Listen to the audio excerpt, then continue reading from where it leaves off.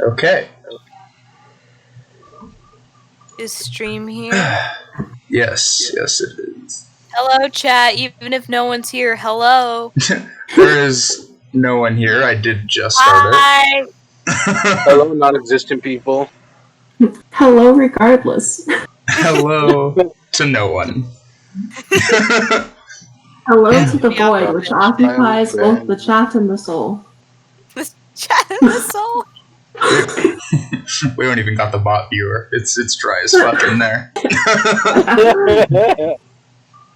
So, last time in the Tales of Ezron, you guys started on your way back to Tenby, and after going there, you realized that Rodam, your little hobbit companion, was going to be leaving because one of the empires of the continent, the Drezar Kingdom, was taking over to take care of a little goblin problem that miraculously showed up. Don't know where that came from.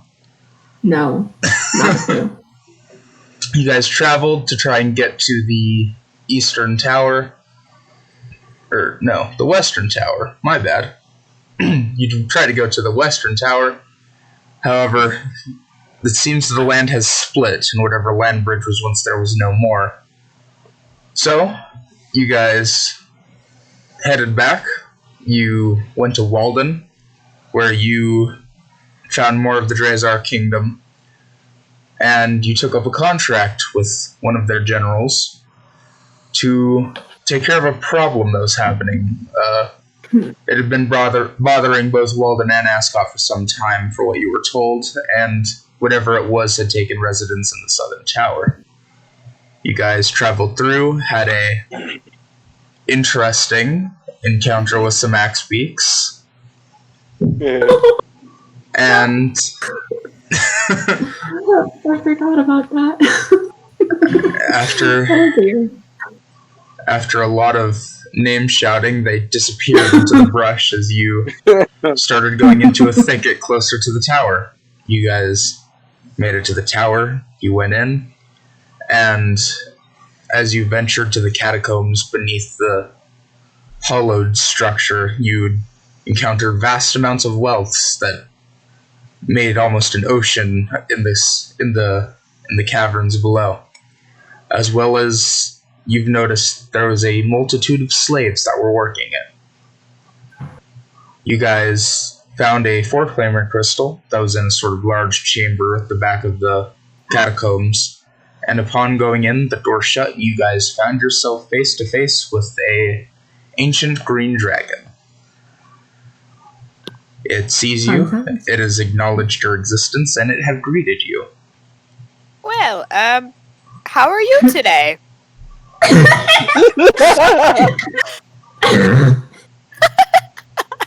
Yes, an excellent way to greet a dragon. How are you today? Until Wonderful weather we're having. Lovely weather we're having, aren't we, Mr. Dragon? it tilts its head slightly at that. I am. He's so confused. well enough. Well, that's good. Have we been able to, actually see the green dragon, or has it just been, his paw or something? No, right before we ended, he came out from the darkness at the back ends of the caverns. He is now pretty much fully visible. There's maybe a bit of his tail that's still in the darkness as it's pulling out. He's almost moving in a sort of slithering motion towards you guys, circling in the outer regions of the room. Schnazzy. Does he have any, big scars or anything like that? Oh my god. Yeah, he has quite a multitude. You gauge that he has seen a good amount of combat in his day. Tasty. He sort of... Ricky, no, Ricky, Ricky? Hop down. Jump down. Come back. Okay. Okay, then. I'm so confused. My rooster tried jumping the fence, and I'm like, oh, please no, I don't want to. The rooster.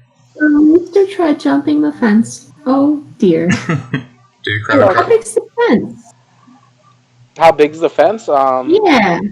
Maybe like 4 feet high. Do you Well, have you need carpets over your You fence? need a bigger fence. Oh, for sure, but usually he doesn't try to escape. He is That's why we trying. haven't really worried.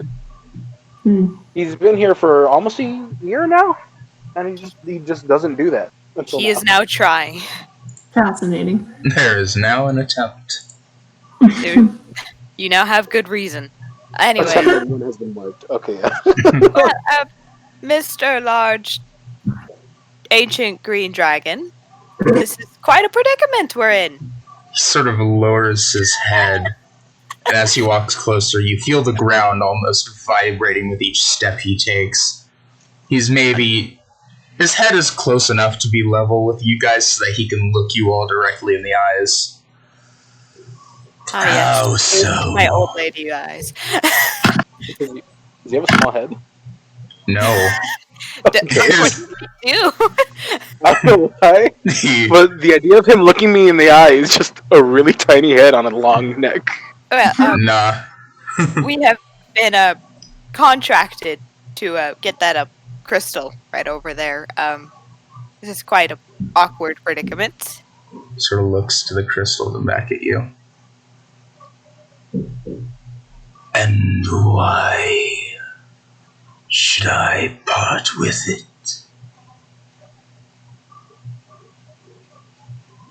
Well, just actually, if I may speak up, you know, my name is Bakari. I don't know your name,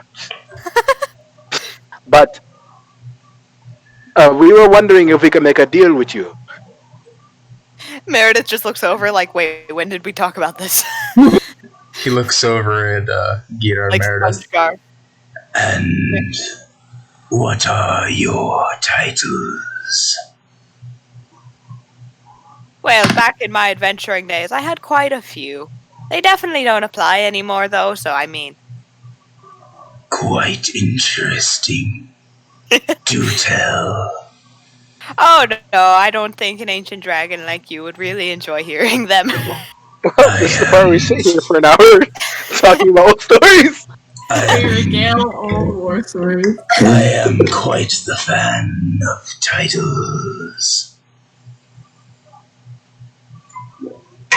Just one will suffice. Okay, y'all. Distract him while I think of one. You didn't actually have a title? No, she probably does. I just never came up with them. Gira, speak up! Gira! I mean, right now, Guido has like, if he could have those anime eyes with like the stars, like just in a my perfect God. on, it's exactly that look as he's looking at this big dragon. Like, he's just kind of there, and he's like, "Oh Wait. my god, big I kinda dragon! came up- Oh my gosh, It's pretty." good for cringy, but bear with me. Well, I wasn't always a cleric. Back in my day, I was known as the strummer Meredith of Backbreaker. the backbreaker, maybe. Some of strummer my what? friends also called me the bed breaker. Bed breaker.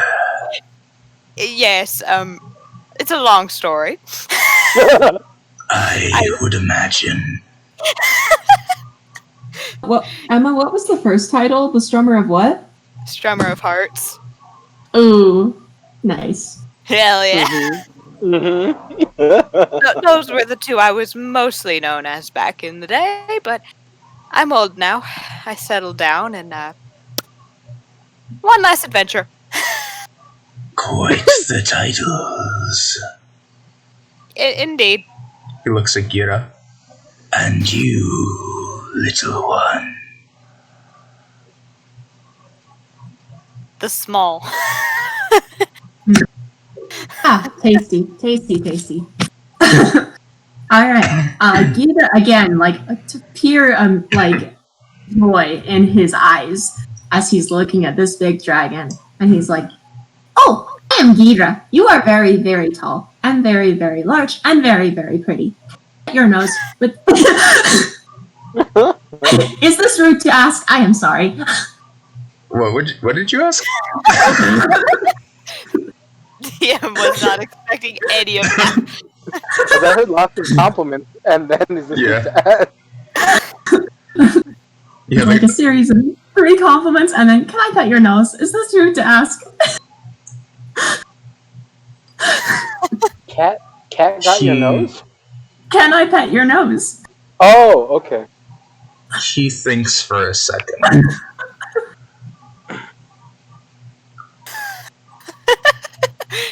I suppose it is a way of flattery in my presence. You may. Understandable. Have a nice day.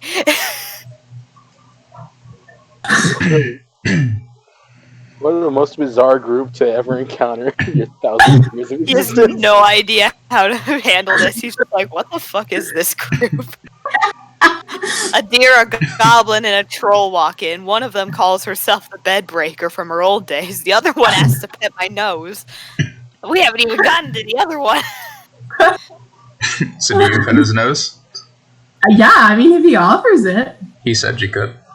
Hell yeah, Gita's gonna pet his nose. He probably can't reach his nose, so I think he, like, noticing that the nose is so much taller than he is, goes, I have made an error. I have made Meredith an error. will help. Can Meredith I pet the cheek instead? He just gives a sort of playful huff with his nose, the wind from his nostrils almost like pushing you back and causing you to fall over, but you manage to hold on. He sort of lifts his head up to the full length, almost sort of like a giraffe.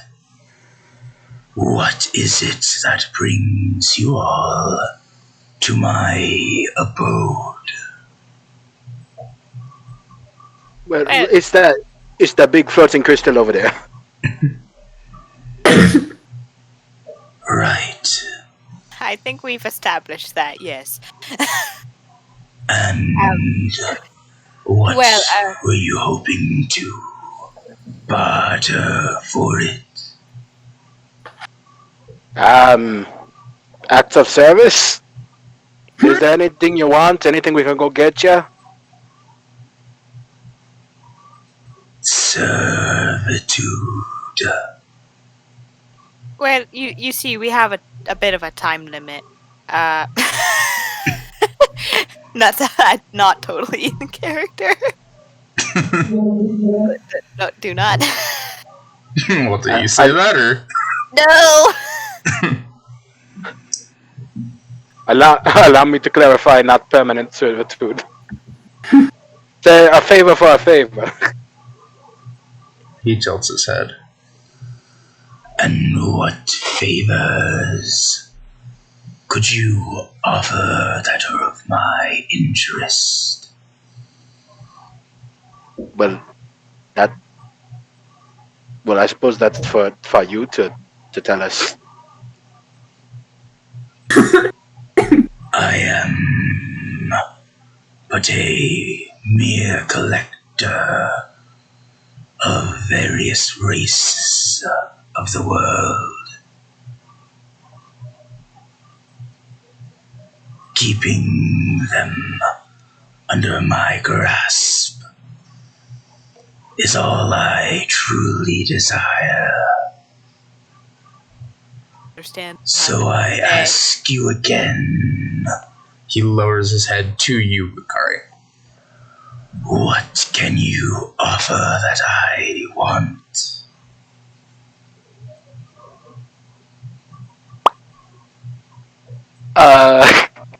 Can I speak in my head real quick? What do you say in your head? Bone Somni, I need some fucking help! Well, roll me a D100. Bone Somni, I am no master negotiator! Help! Roll me a D100. listen, back in the day, Meredith might have offered something, but she ain't. She's kind of old and crusty now. They've expired. Okay. Fuck, I forgot to open the dice roll. Oh my. Gas roller. Did we have any dwarfs walking in here? Oh my god. Oh my god. Oh my god, are we gonna fucking offer him? There were not. Okay. Oh no, he's gonna hate us even more. When we go back to Road-Up, it's like, yeah, we kind of offered the Ancient Green Dragon, the only dwarf we really know about. We're definitely not good. There are two parties who would not be happy with that, and neither of them are you. So that's a 49. You hear nothing. Oh shit. Okay. Thank you. As his Thank you. face comes close, you feel like a sort of noxious smell coming from his breath. And he is staring you directly in the eyes. His head is easily bigger than your whole body. Jesus Probably Christ. bigger than all three of you combined, though to be fair, one of you is very small. But two of you are also reasonably large, so it balances out. I don't know about that one. Gidra's like super duper small. And we also have an 8-foot troll. We also have Fair. Well, Fair. what races do you not have? All right. So that crystal over there made out of 4 claimers, right? Yes. I take it you don't have one. Oh. I have not seen one since the first age. So no. Well, our group seems to have an unusual luck at finding things. So how about this? We can, since we are already pursuing 4-claimer technology and 4-claimer crystals and the like, I feel more than likely we may be able to stumble upon one. What if we bring said person to you? That trade only works under the assumption you will find one. If you cannot guarantee me my prize, then I will come at you personally. Well, is there another race you don't have, perhaps? There are few that elude me. He looks at you, Meredith. Oh, how wonderful. However, I am also open to those which I already have. Must think. He's got trolls, he's got humans, he's got all these fuckers. What if, my friends, what if we go find just a shitty person, like a murderer or something, and then we just bring them back here? They're enslaved for a little while, and then we come back and we're higher level and break them up. We go and locate a shitty person, and we say, "Here, dragon, have this shitty person in exchange for your crystal treasure." He doesn't care. He wants people. Would Meredith perhaps know of a shitty, like, servant back home? Actually, Probably. ironically, this kind of works well with me. Great.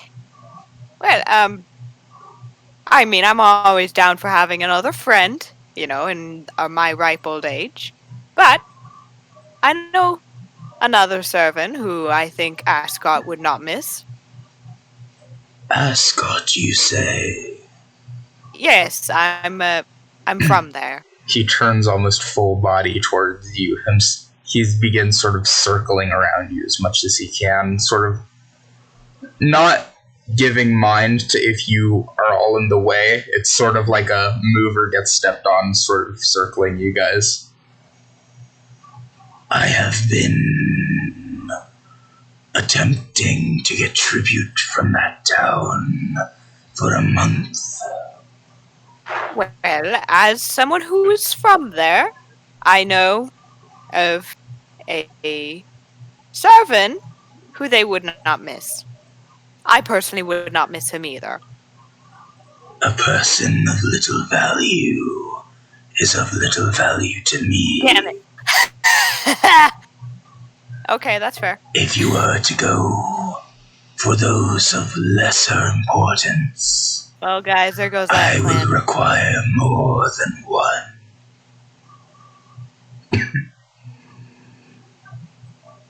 Alright, how about a war criminal?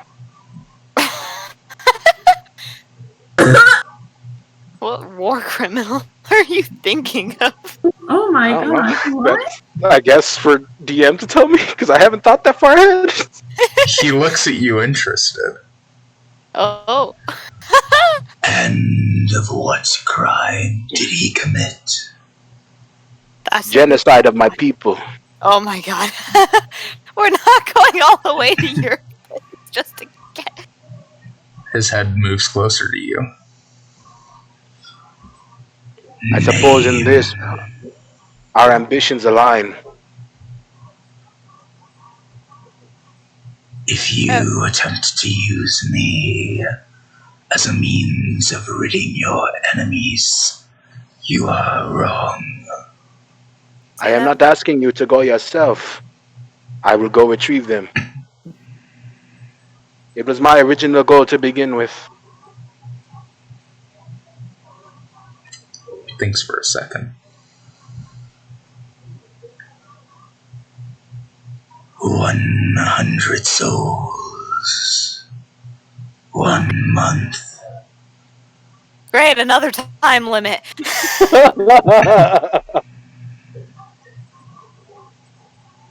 Does he want literal souls? I could probably raise that too. He wants or- living beings. You know, Meredith is right here. I mean, does Meredith have something to add? I mean, she literally said, like, I mean, I'm down to having an old friend. Hell yeah. Oh, that's what you mean. Yeah, she's old as fuck, dude. Oh. I mean, this was gonna be her last adventure either way. If I may ask, why is it you seek the crystal? To tell him if it's for basically the equivalent of a college research or not. He probably won't be too thrilled to hear that. He is eyeing all of you. Understandable. Do you want an honest answer? Do you wish to leave alive? Yeah, that sounds good. Truthfully, it's for scholars. Scholars, you say? Yeah. And what of the crystals interest them? The four claimer ones, in particular. If I remember correctly, they are seeking to further their understanding of the four claimers.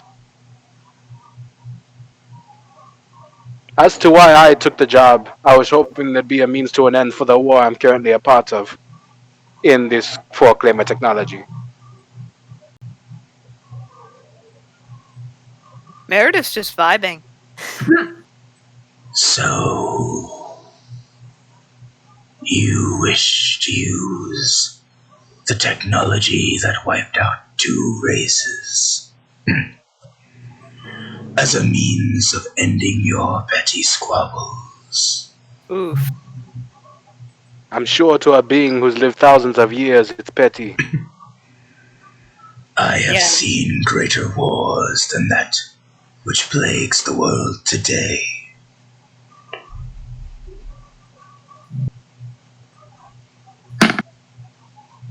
Hmm.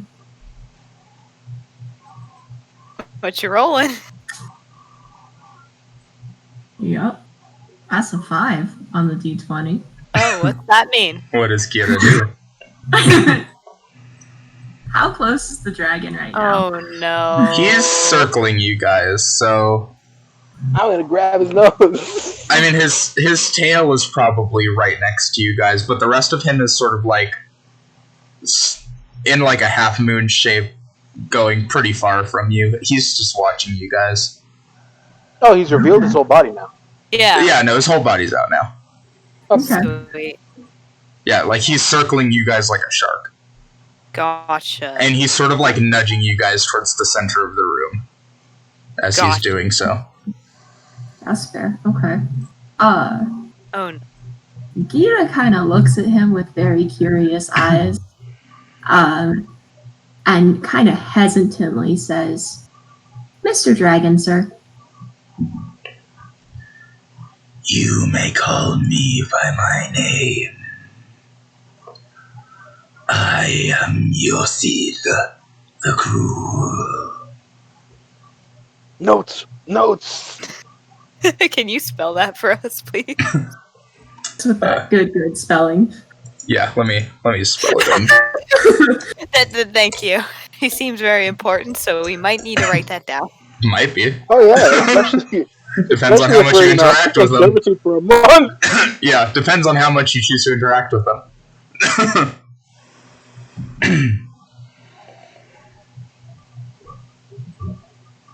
Let me just. There we.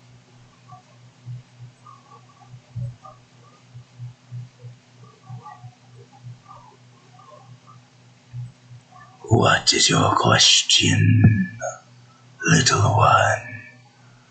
I forgot that Gira was talking. That's my bad. Very fair.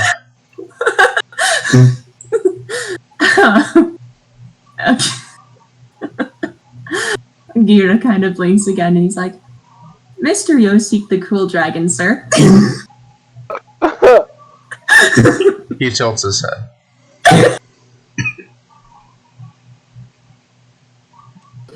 Did you get your scars from fighting in the wars or observing the wars? Is this a rude question to ask? It is probably a rude question to ask. I am sorry. Oh.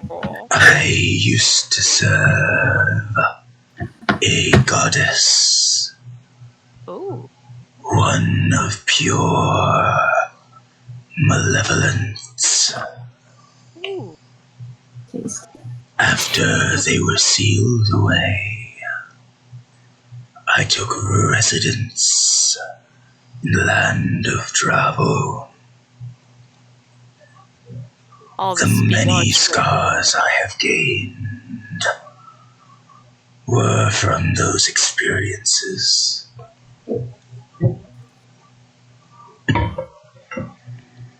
So we seem to be stuck in a rut. Interesting. This is probably why it was a good idea I had a backup. By all means, Meredith can speak up and say she wants to join. I don't think he entirely understood what you meant, my friend. That's true. Listen. It's Jothid, right? Jothid? Yothid. Yothid. Yothid. Jogathid. Do not butcher his name.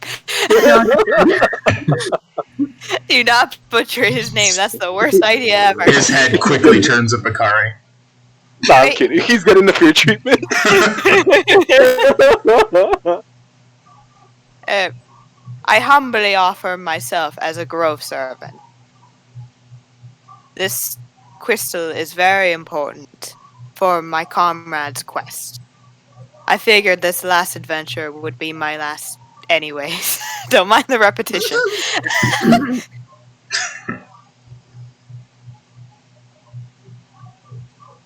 What's his response, though? Is he confused? He thinks for a second.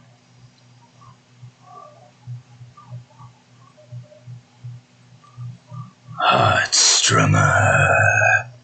His head Yeah. goes down closer and up to you. Yes. Do you know of the Guardians that reside in these realms? I do indeed. Then you know why I will not part with it. Do I? That's a question for you to decide. He's speaking shit. Whether or not you actually know, he does not know. I must think. Wait, is he talking about not parting with the crystal? Yeah. Well, would I know if the Guardians have anything to do with the crystals or nah? I'm guessing not. You would not. Well, I mean, if you could please, why would you offer a trade for it then? Self-interest, mostly. Well, please educate us as to how this crystal is important for the Guardians. Because we've already taken one from a different tower. A weapon. One that awakens those I do not wish to see rise again.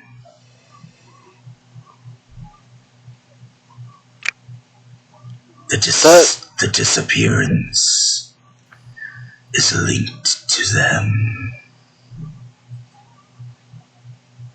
Yes. The Would big thing I Bakari like saw- to speak of? The big thing I saw is etched into the wall when we were in the other castle, right? Mm-hmm.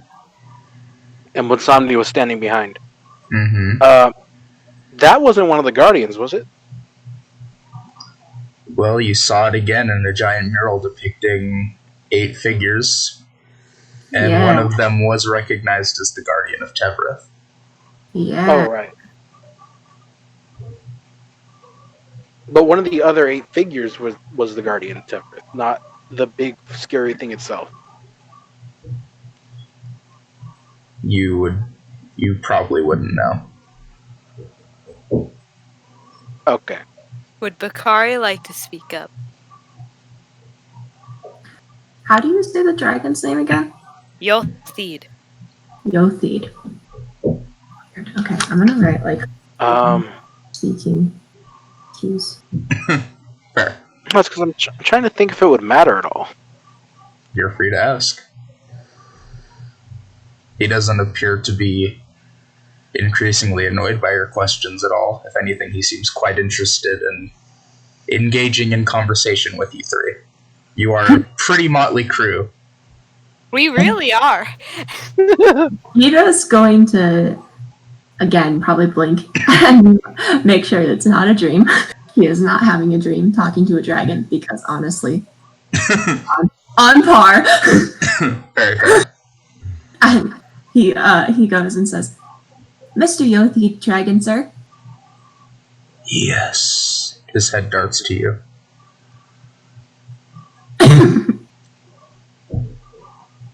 Do the guardians, or do the crystal things summon the guardians?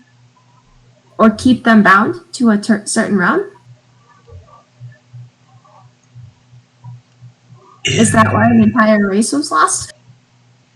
In an attempt to win a stalemate,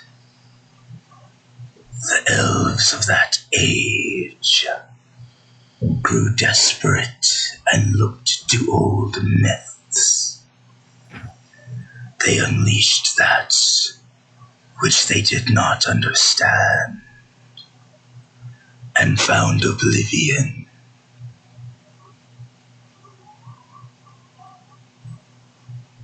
It's the Halo rings, but backwards.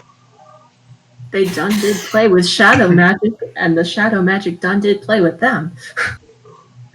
Yothid. Yes. He's looking at you now. This big spooky thing that you don't like and you don't want coming back. Did it happen to look like an enormous, misshapen beast with several heads? He has a look of surprise for a second. He begins circling around you guys again, a little bit faster than before. Oh, he's fast as fuck, boy. A song of death, shrouded in veil. melodious yet unheard, unseen but always present, everywhere but nowhere, destruction only matched by hunger. Who once was is no more, and what lived never existed. He moves in closer to you. Understandable. I wish not to be erased. To be erased? To be erased, yeah. Cool. I think that's a sentiment shared by all living things. Then you best not go home. Wait, my home? Indeed. You are of Drabone, yes. Yeah. The war you fight will not matter if it awakens. Nothing will be remembered.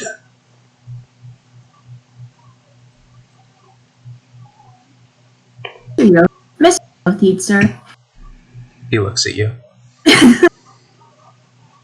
will moving the crystals and like putting them close together weaken the bonds or something that is causing the forces, not forces,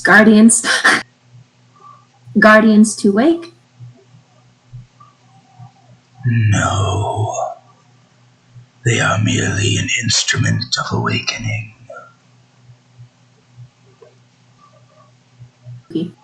What came first, the four claimers or the crystal? The Guardians. guardians slumber by their own volition. The weapon forces them awake, and their judgment is without control. Interesting. Do So, all- But if the existence of these crystals are this dangerous, is there no being strong enough to destroy them yet? Those that would be able to destroy are those that make up the beings themselves. Oh, fuck. Fuck. Well, that solution's out. Two split into many. They can never awaken.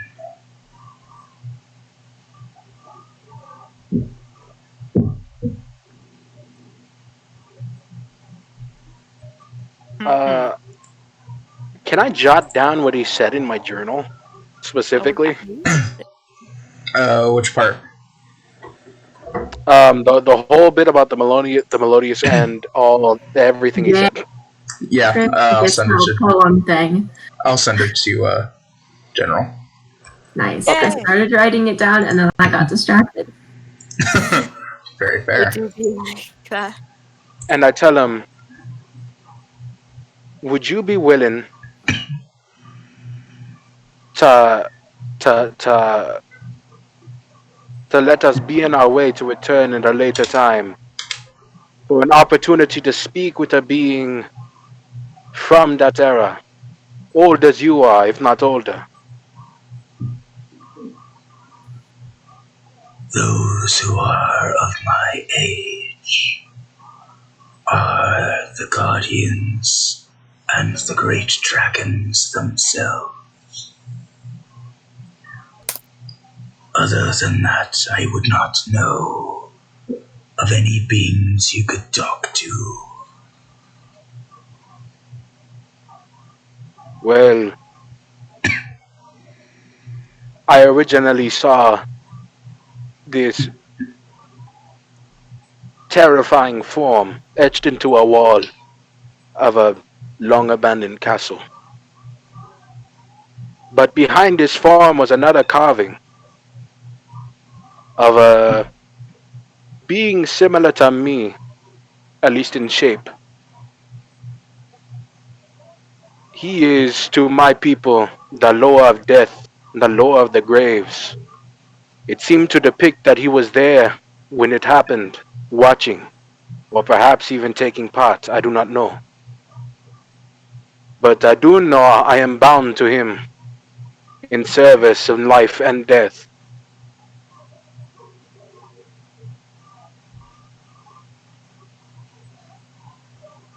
You hear a sort of clicking sound as the stone door begins to open. Ooh. Go now. I will be watching you all with great interest. All right. I'm guessing this is when we take our leave. Well, it was very nice meeting you, Yothid. Hopefully we can return and maybe have a cup of tea or something. Uh, all right, Gira, Bakari, let us go. Yeah. As terrifying as this experience may have been, it was very enlightening, and for that I thank you. One last thing, Druid. Yes? He leans in very close to you. I am the woods. Keep good mind of what animals you toy with on your next visit. He lumbers back into the darkness. Mr. Yogi, sir? What was that? Mr. Yothi, sir, before we go, can I ask one more question? He stops and looks back at you. Would it be possible if someone were to toy with these big crystals for them to accidentally awaken those guardians? Or would they have to have all of them? The weapons reside in ruin and can only be activated with all the crystals. You Okay. noticeably relax. However,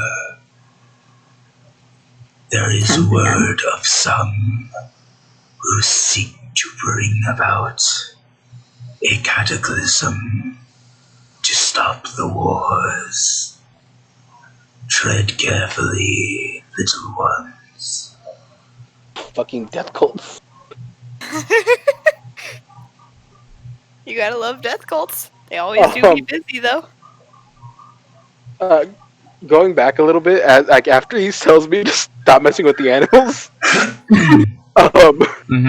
Bakari's brow visibly droops, Oh, and he says, and as he's leaving, he says, "My apologies."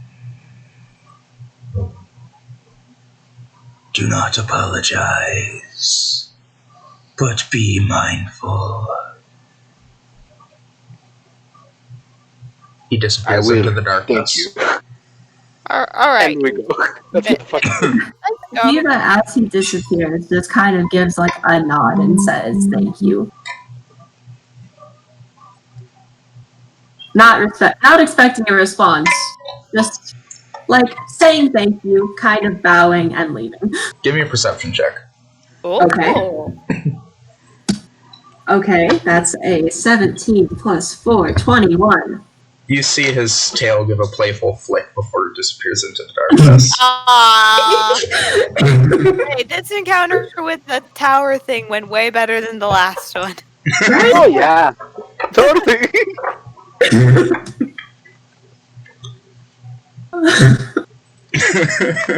You know, it's kind of weird he let us go alive, right, guys? Hey, let's just not question that. Like, I don't think he ever even followed up on the 100 souls thing. I think he just kind of let us go. Yeah. So our objective is now to talk to a guardian, and or Bakari can get talking to his. Yeah, I'll put on my Bonsomni antenna on my tusk. And I'll keep an ear out. Just puts on the tinfoil hat. Look, if he's close by, it'll pick it up. Don't worry. You're on the other side of the fucking world. He's We'll a god. find He a can hot- teleport. We'll find a hot spot. Don't worry about Teleport's it. behind you. Nothing personal, kid. Oh my Yeet. god. We'll find a hot spot. Excellent. Excellent. How's our horse? Oh yeah. As you exit, you see your. How's the horse? You do see your horse there. However, it seems agitated. That's But you all like to give me a perception check.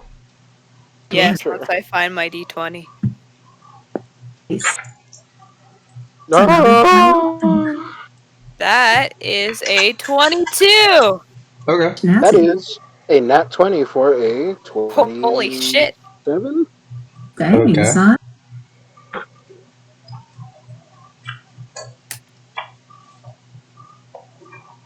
And what about you, Gita?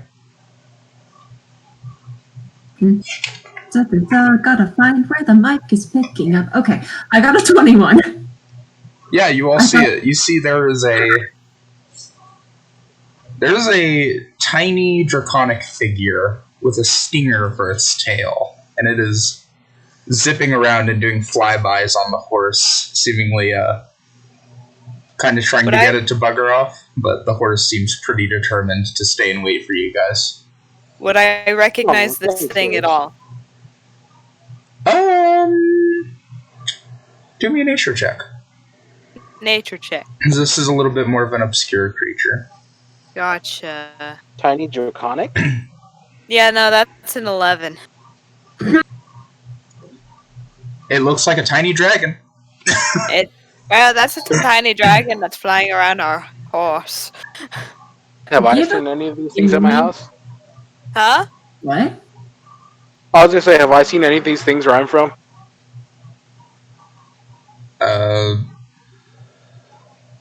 Roll me nature. Perhaps. It's my nature. That's the thing I'm good at. Wait. I would hope you're a druid. I'm kinda good at. I'm not that smart. Oh dear. 19. Damn. You've seen some jungle variants before, but maybe only once. But you do recognize it as a form of pseudo-dragon. Oh! Stupid dragon. It's a pseudo dragon. Either Pseudo- upon seeing this tiny dragon thing and the horse refusing to leave, is going to very cautiously approach and kind of just like mumble in abyssal. Mumble in goblin. I hope we did not offend the tiny dragon thing. We should go. Come on, horse, let's go. Aw. The horse tries to respond to you, but it does have a pseudo-dragon that is trying to scratch and bite out its face as it's doing flybys. So it sort of rears up to try and get away from you and not accidentally hit you while trying to defend itself against the little guy. Oh. We probably should try to fight this thing because As you... we just had an encounter with a big dragon in there. It's giving a mixture of hisses and growls. It does not seem to like the horse. That is fair. I'll go up to the horse and I'll like stand over its head to like try and block it a little. Like, all right, we're leaving. You don't need to stress out anymore. Yeah. It stops in front of you and sort of like hovers, flapping its wings, almost kind of like a hummingbird a little bit, but slower wing speed. And it stares at you, and it tilts Our its business here head. is done.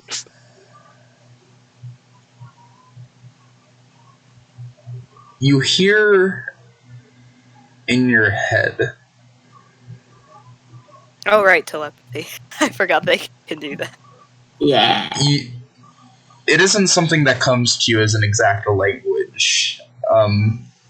However, you you sort of start to feel a need for food. You feel a sort of intense hunger. Oh, he's hungry? Oh, Fuck yeah, bro. Here, have some meat. I got shit tons of it. Let's take out like 2 days worth of ration meat and just put it holy shit. like hand out to him, or I don't know if he wants you to put it on the ground somewhere.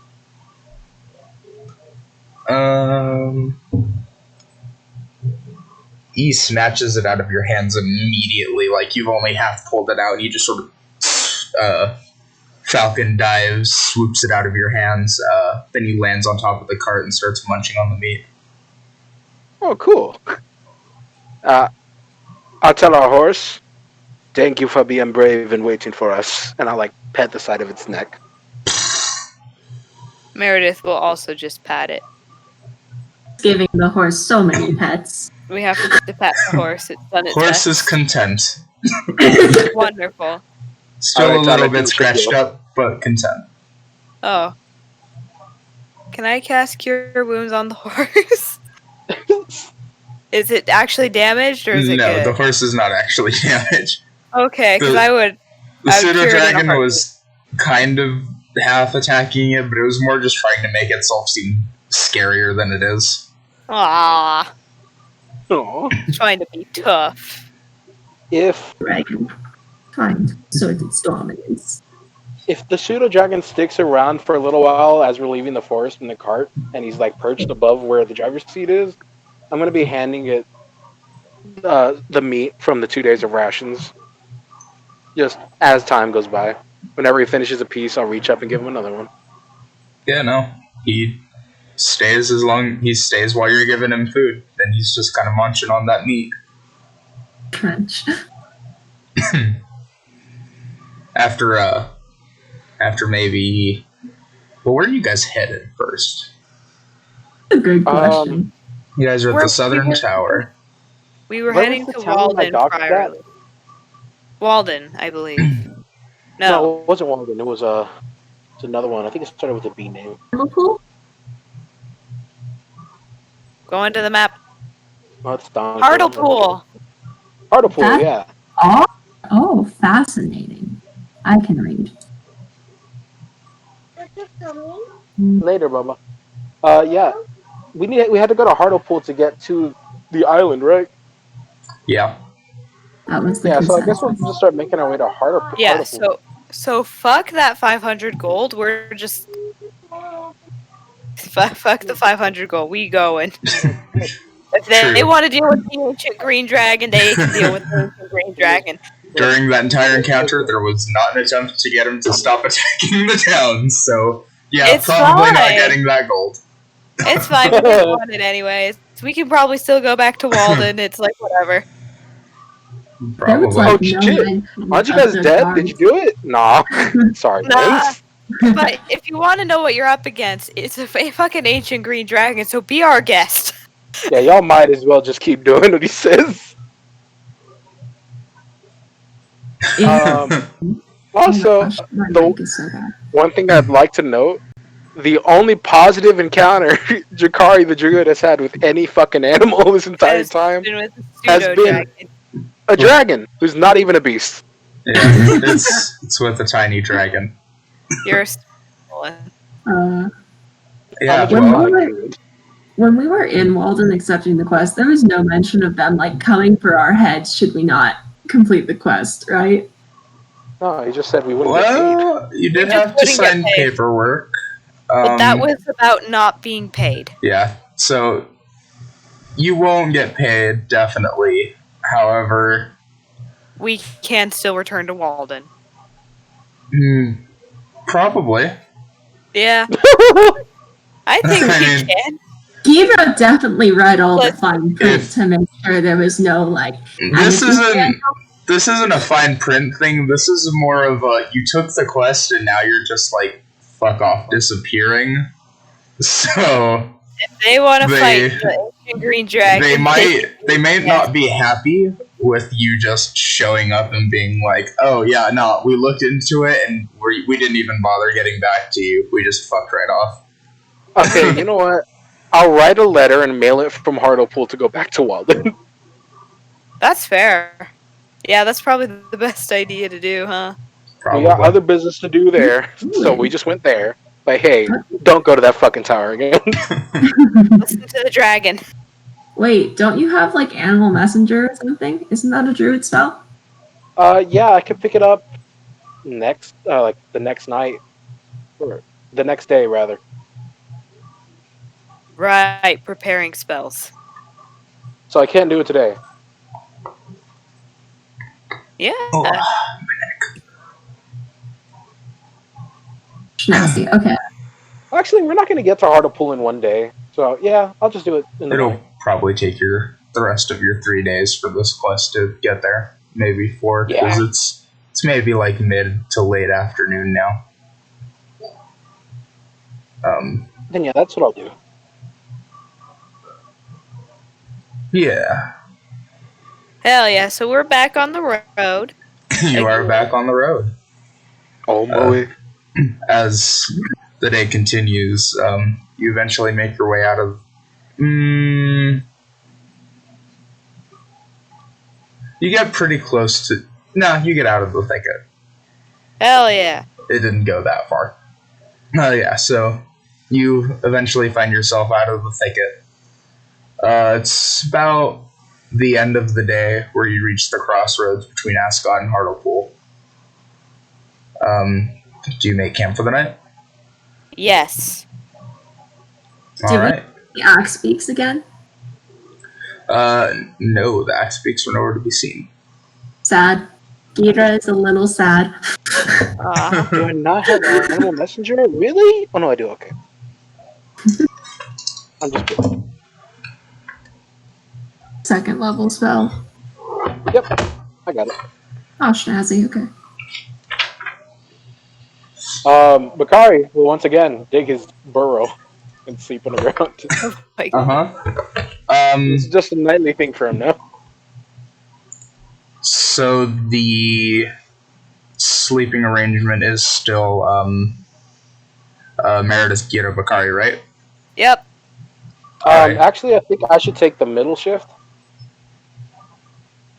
Does Gira have any Because- complaints? I have the highest perception, so if any fuckery is going on in the dead of night, I can probably see it. That's true. Okay. My mic is like super just cutting out. It's really annoying. No, Gira doesn't care. Gira will take whatever watch you want to give him. Okay. Then yeah, I'll take middle. All right. Give me a perception check. Who, me? Bakari. Ah, Oh, I perceive. Hopefully. hopefully. I perceive. It's 19. Oh, that's perceiving. yeah. You perceive. Yeah. You hear some rustling coming from the thicket. It's about maybe 30 feet off. Okay, I'm just looking. I'm looking in that direction. All Is right. the fire out by this point, or is the fire still on? Are you keeping it? No, I could just relight it again. I'll use Druidcraft to turn off the fire. All right. You turn it off, and as you turn it off, you hear sort of a thunk as something falls. Hey! Who turned the lights out? What? Wow. He peeks his head Okay. out from the side of the bushes. Yeah. Well, who are you? I turn on the thing again. Oh, you're that tall, fella. Yeah, I am. What you doing over here? Wop can see in the dark. He's a goblin. Yeah. He's Alright, also people. not very smart.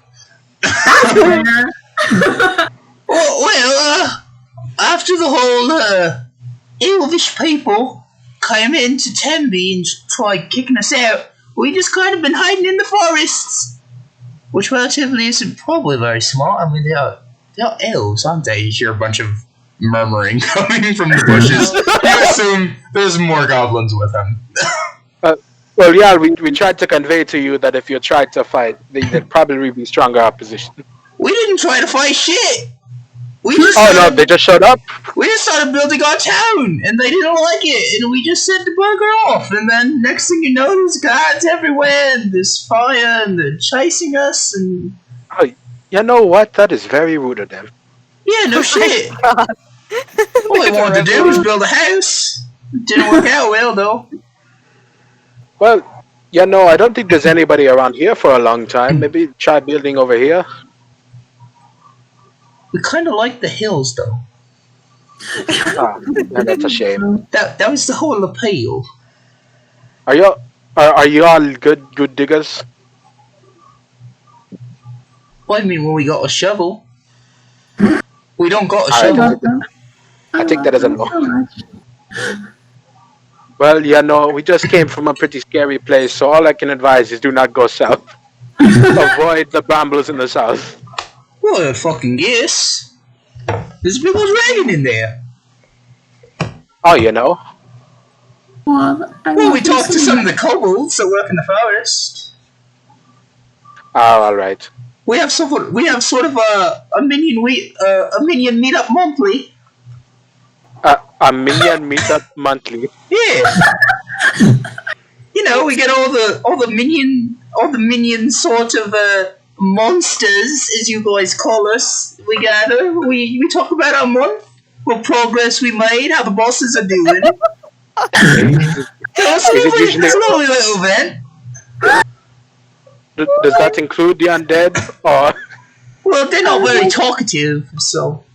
Oh, so it doesn't. so right? Wait, why did I have to explain capitalism to him?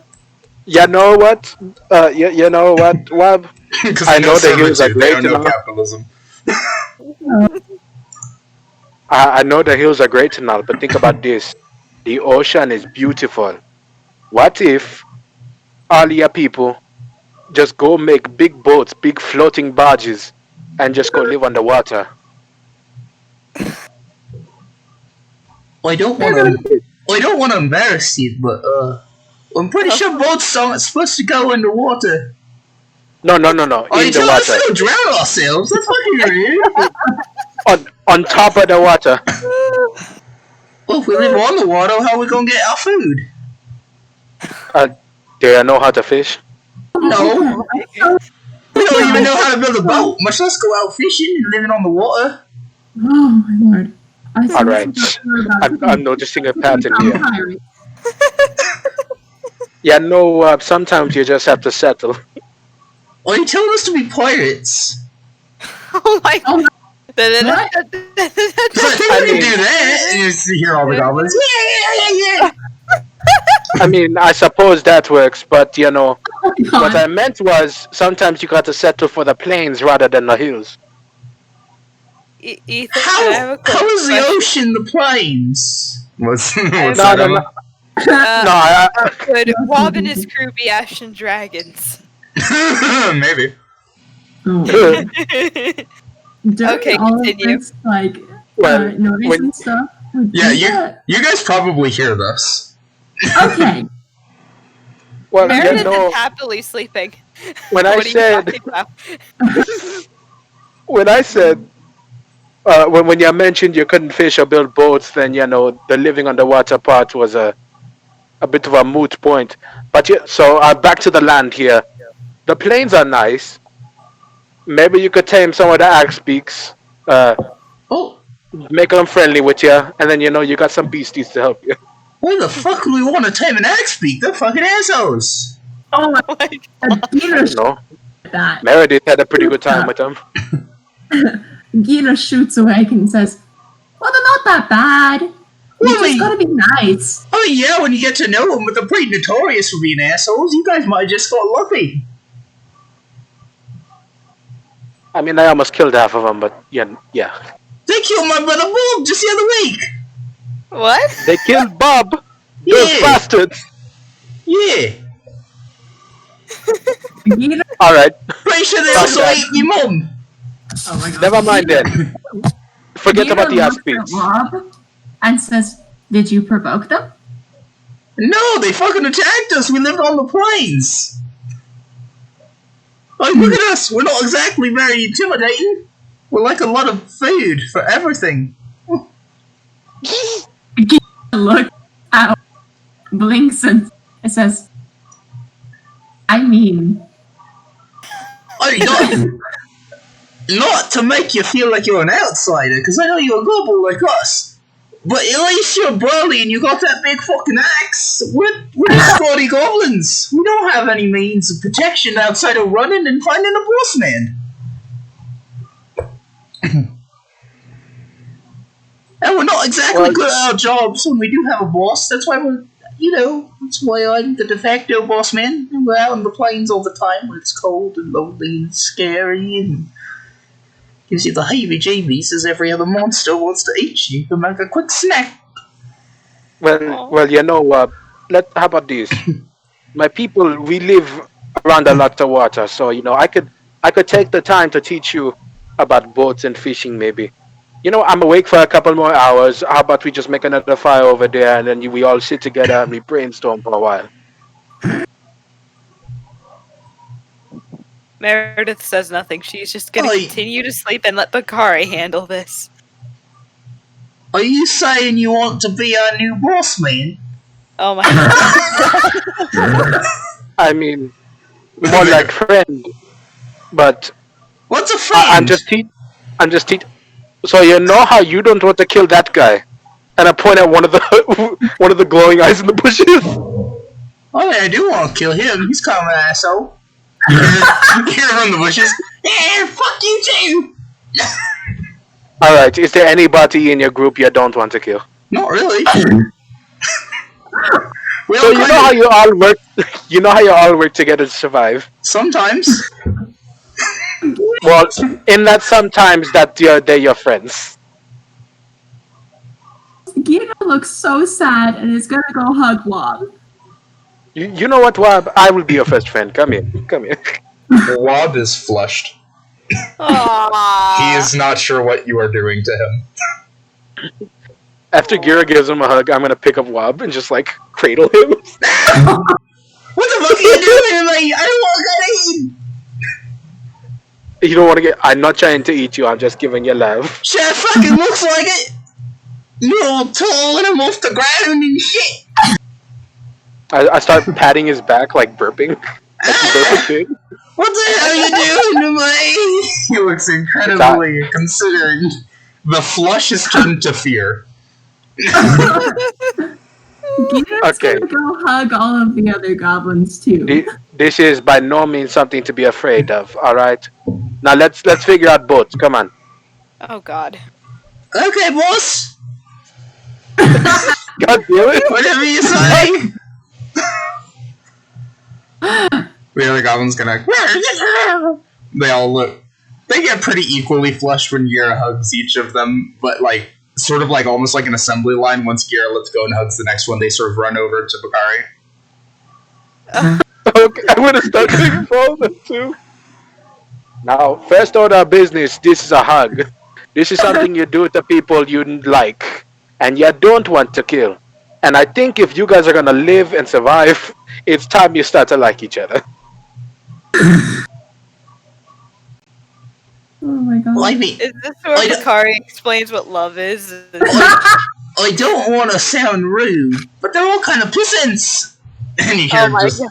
As the other goblins are sort of giving him smacks and shit. But think about it this way, Wob. Yeah, what if I called you a pissant? I wouldn't like it, but you'd be right. Although I'd be right, it's a bad feeling, right? I mean, most feelings are bad. Until you make them good. I don't know what a good thing feels like. Last time I felt something good, we got kicked out of town by elves. Okay. Gina's gonna hug Wob again. You know what? Here's a good way to feel good. And I take out my pipe, and I light the bowl. I'm like, yeah, just puff this real quick. What's you a know puff? what feeling good Bakari is. would be a terrible parent. What's puff? Oh, like this. And I'll take a puff out of it. Oh my god. Oh, you hear all the other. Oh, boss! Just watching. He takes a very big puff of it, just Oh god! He sort of tosses it to the ground. Oh my god! What the fuck was that? Give it a second. You'll be fine. he looks like he's like in the process of dying yet being revived at the same time. he has a face of confusion and anguish. Gira looks so concerned. Can I pop him with a quick heal? Clear that out. He's not damaged. He just took a really big puff of some moderately decent weed. No, but that's what I mean, to get it out of his lungs, like just try to help it out. I'm gonna say healing's probably not gonna work like that. Look, it hurts for a little bit, Wab, but you'll feel better in a second, believe me.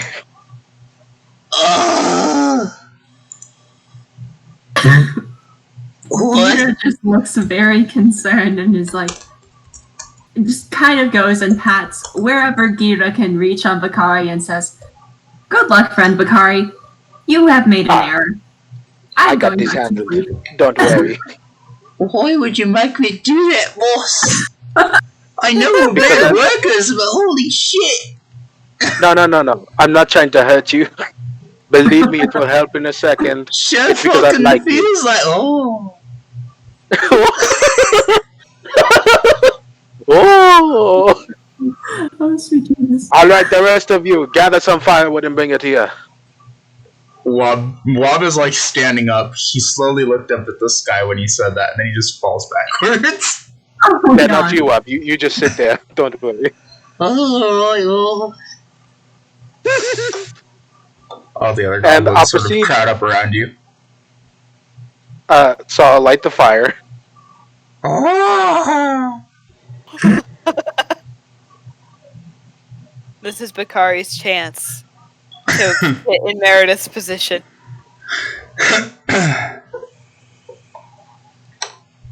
They're looking at you, waiting for orders or to be beaten. I think Joey died. For babies. Joey, are you dead?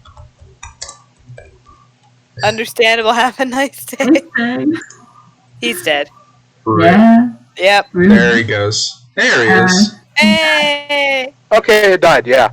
Yeah, I did. What's the last part you heard? You lit the fire. Yeah. Okay, yeah, I lit the fire. And then I explained to them, alright, look, yeah, don't do what Wob did. You just puff it, and I show them, real short. Alright? And then you pass it to your neighbor. And we do this until it gets back to me. And if it runs out, you give it to me and I'll put more. You'll feel great. Wob had a rough experience, but he'll feel better later. One of them sort of hesitantly snatches it and takes it, hands it to the next one. They do that in the line. There's about there's 5 of them that are with Wob. So they each do that, and it gets back to you. Now let's sit around the fire. Oh no. Now we have a bunch of high gobbles. Now listen, friends. I'm going to explain to you how boats and fishing work. Oh god. They all look at you with dopey ass smiles. And I'll spend the rest of the night explaining how boats and fishing work. And probably write them with a little manual that I'll give to Wob in the morning. As Wob is fucking out. Wob's probably greened the fuck out. He's staring at the sky. Wob has ascended for a bit. That was a lot of weed for a pretty small goblin. He doesn't exactly have a lot of body mass on those bones. I'll run the guidebook by Gira in the morning, have her write it in Goblin if need be. And then I'll also leave them with probably most of my rations.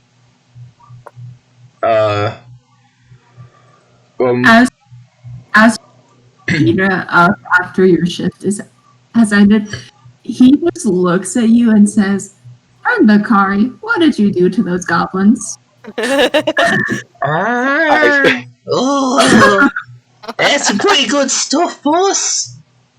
I sent them to the good place. Oh Mom, is Oh my that gosh. you? my god. Gita's eyes go wide and is like, why did you send their souls to hell? I said the good place, not the bad place. Okay, you know what, Gira? Do you want That is the good place. It only gets worse.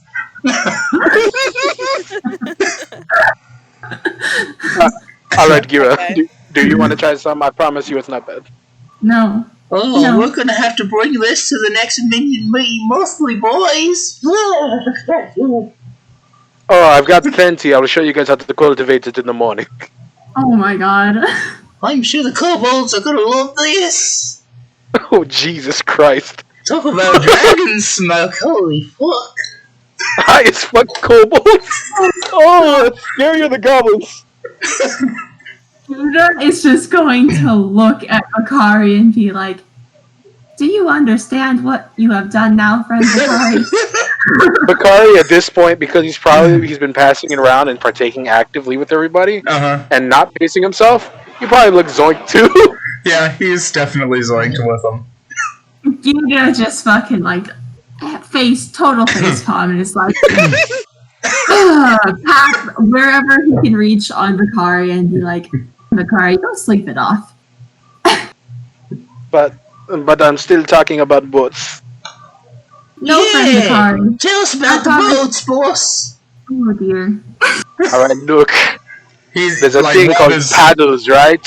Yeah. You make it out of a tree, Yeah. you stick it in the water, and you go forward. You stick an entire tree in the water and it goes forward. Okay, I think I missed a step. It was Gita is just so concerned.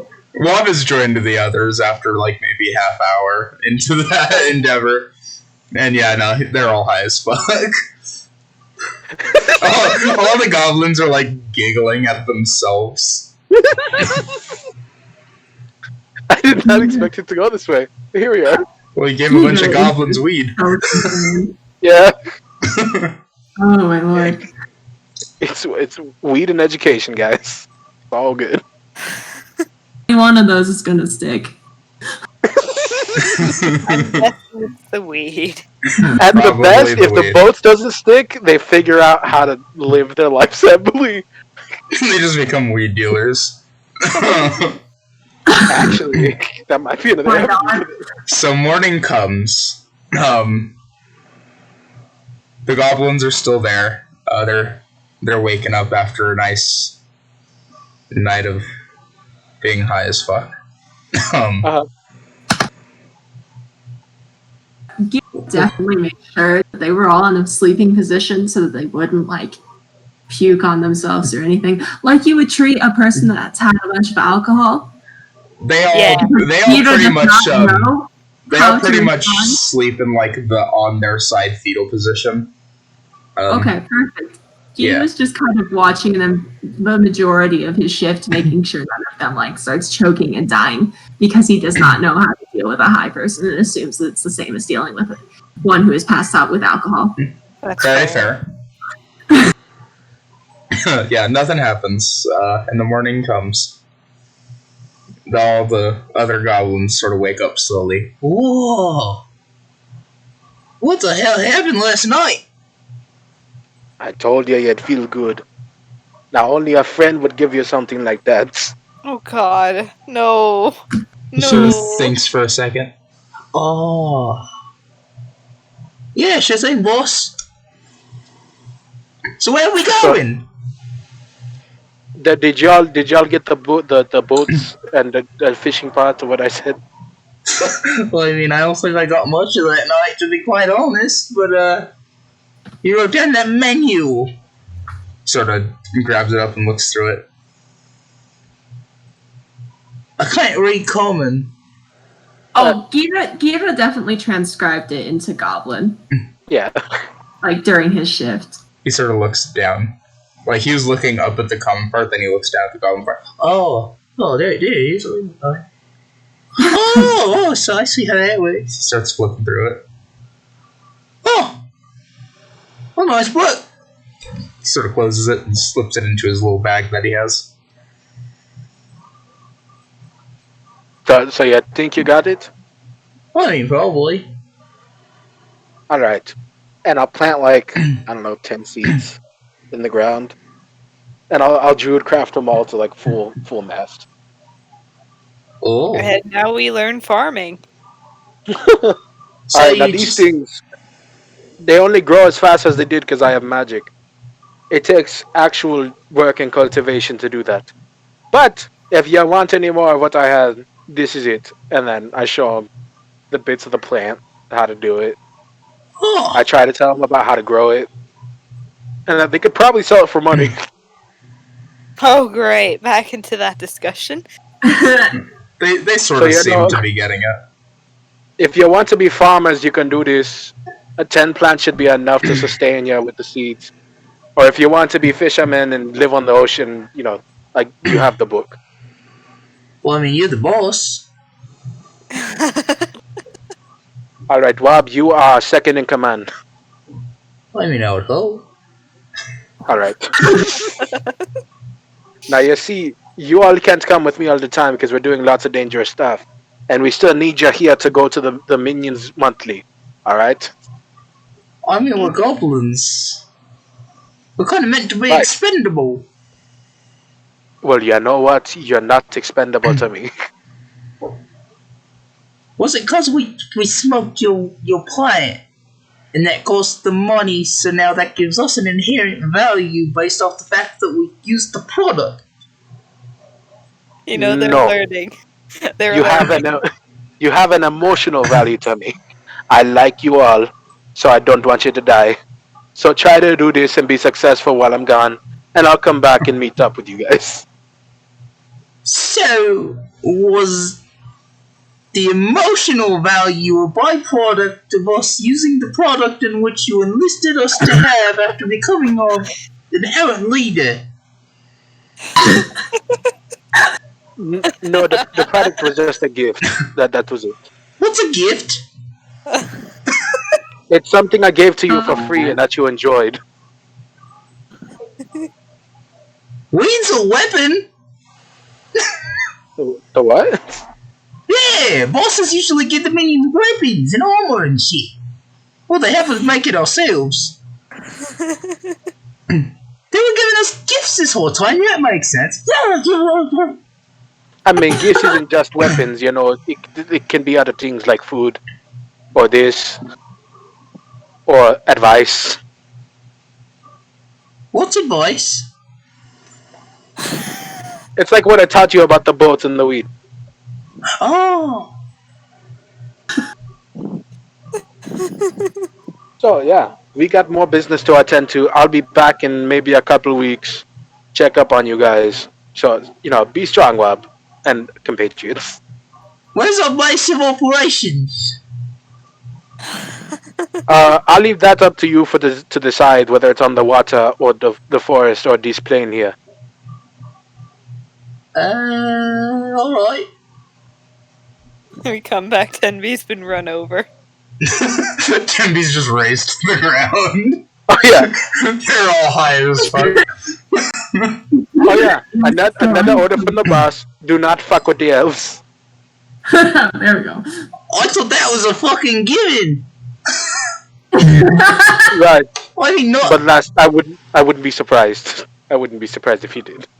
Nah, only one that fuck with the elves and the snake people, and even that I won't fuck with that either. Okay, you know what? Before we go, where are you thinking of building the base? Well, tell me. Oh, I don't know. It's a pretty nice hill. There's a nice big one at the center of the sound, or at the center of the continent. Oh, There's the a one big near thing in the center of the Ascot. continent. Yeah, it's maybe a couple miles or so from Ascot. A nice big one. It is one nice big one. Well, I think I saw a tunnel. I don't quite remember. All right, I think it's safe to say don't go in the tunnel.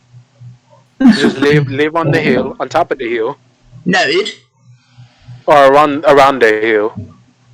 Probably would be a good time to grow the weed, sell the weed to the people for the coins that you talked to Meredith about, Alright. and Meredith's just sweating nervously you in the know, background. trade Yeah, said it's petting the coins horse. for food, and for whatever you guys need. Build another town. There is what I'm saying. Build a town on the big hill, sell weed, commandeer ships. Got it. I mean, you're going to be a little far from the ships, but sure. I mean, we could probably. Don't they have river boats or something that we could take over? Maybe. Oh no. Do not fight the people of whatever town you said. Okay. Well, we're not That's gonna stay fight them, nice. we're just gonna steal some ships. We can't fucking fight. Hey, you look at Okay, those scrawny motherfuckers. We're not like your friend here. And you point to Gita. All right. Don't steal them. Just Pointedly ignoring all of this conversation and is just petting the horse. The horse is happy. Peter is concerned. Fair. Okay. Yeah. You know what? Last order of business. Do not steal. Just try and work hard for what you got. You're probably going to be near a forest, so use the parts of animals for whatever tools you may need, whatever weapons. Use the wood, use the meat, use the hide. You're a weird boss. A boss would like his friends to be self-sufficient.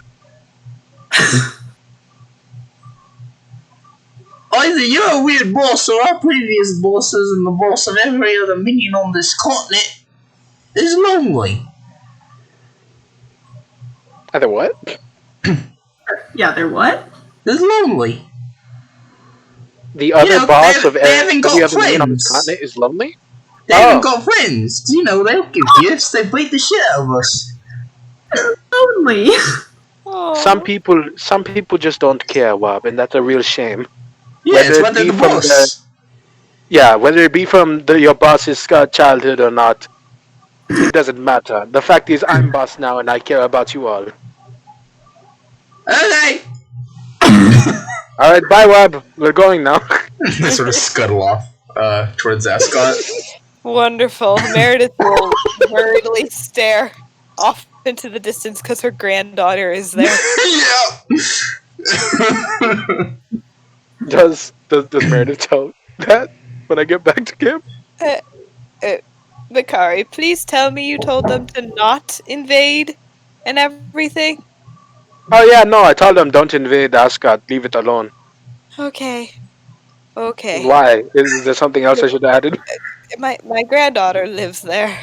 They're all scuttling hurriedly with like a cloud of dust behind them. Shit. Couple of wolves come out from the brush on the side. They jump on and start riding towards the town. I'm gonna watch him until Dynamikis. I'm gonna watch him until Dynamikis and chase after.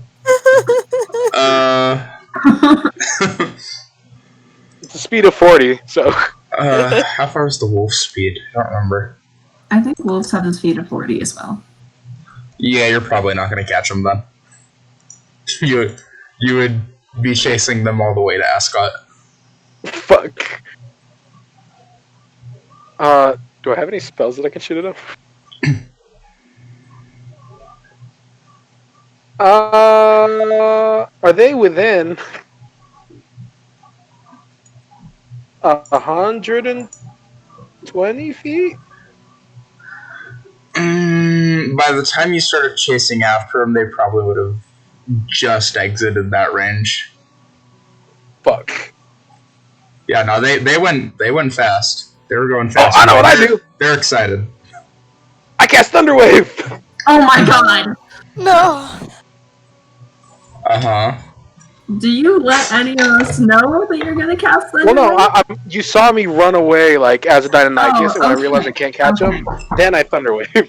Okay. Uh-huh. And I'd wave my arms in their direction.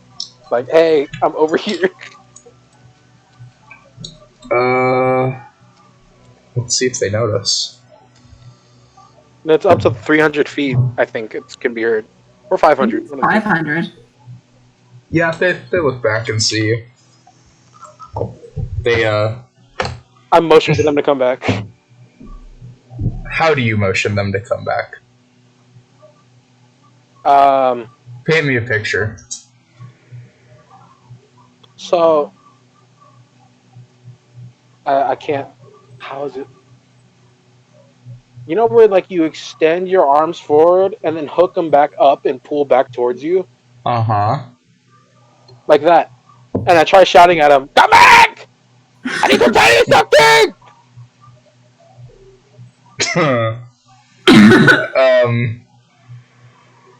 They wave at you. As if you get the vibe that they think you're waving at them goodbye. And they're I'm gonna waving start running as at they them. continue I'm just driving. gonna start running. Wait! They're still going. Ah, fuck. after maybe a few minutes, it's like you're not going to be able to reach them. Well, I told them not to invade, so it's probably fine. They are not very smart, and they did not roll high. It's okay. My daughter can handle herself. She's one of my kids. One of my grandkids. I'm sure it'll be fine, Meredith. You know what? Have some of this. No, thank you. That shit doesn't work on me anymore. Oh. I mean, I can grow some mushrooms probably. There's some special ones where I'm from. No, I think I just might need a nap already. Okay. You know what? You go in the back. I'll drive the carts. It'll be fine. Okay. She's just gonna curl up in the back. I mean, by nap we mean she is staring off into the top of that cart so hard. Oh no! Deidre has been petting the horse the entire time. The horse is happy. Oh yeah. That's good. Yep, this is happening. And roll me a perception check, Kira. Okay.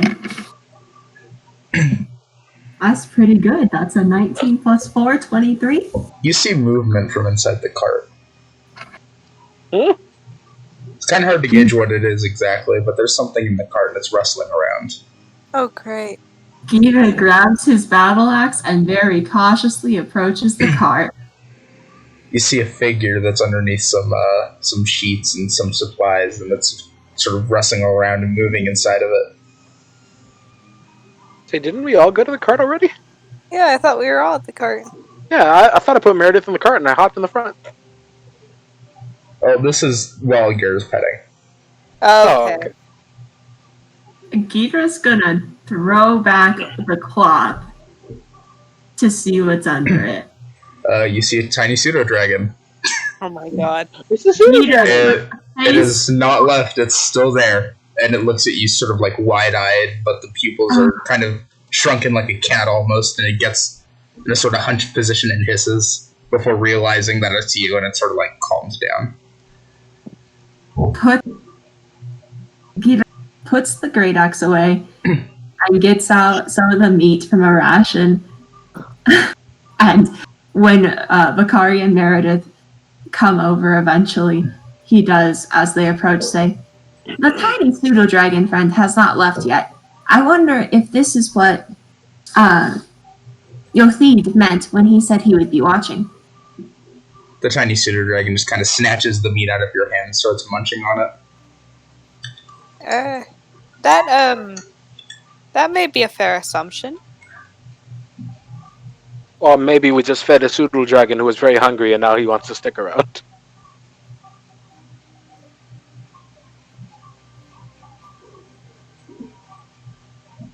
Gidra just blankly at Bakari and says, "This is possible, but I do not believe it is likely." Well, let's just treat it with hospitality while it's around, I suppose. Pseudo dragon hops onto your shoulder, Gira. As it does, you just sort of you feel that same hunger that Bakari felt within his mind. Another piece of meat. It's less so, but it's definitely telling you that it wants your food. Yeah, Gira gives it another piece of meat and then kind of scratches it behind the ears. Oh. It takes it and it gobbles it down, and then it sort of like leans into your fingers. You're scratching it, and it starts purring.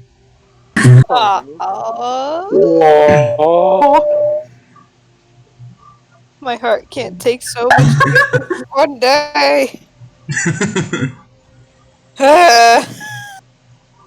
It's so sweet, I might have diabetes.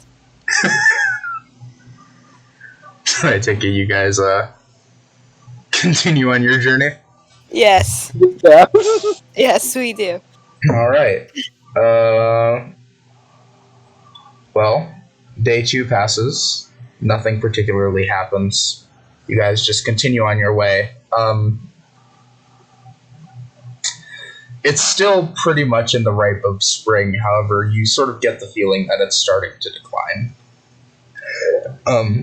You guys started like mid spring. However, that it's sort of getting out of that height of spring phase.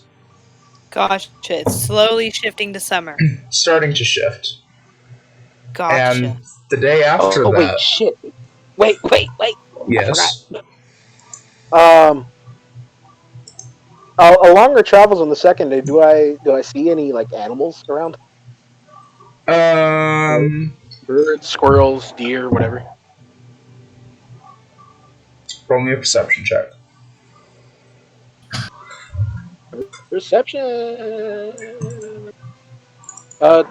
26. Yeah, I mean, there's animals around. There's maybe some sort of deer that are munching off in the distance. Maybe an eagle or two in the sky. A tiny beast. Okay. Tiny beast? There's some. Okay. Any within 30 feet of me?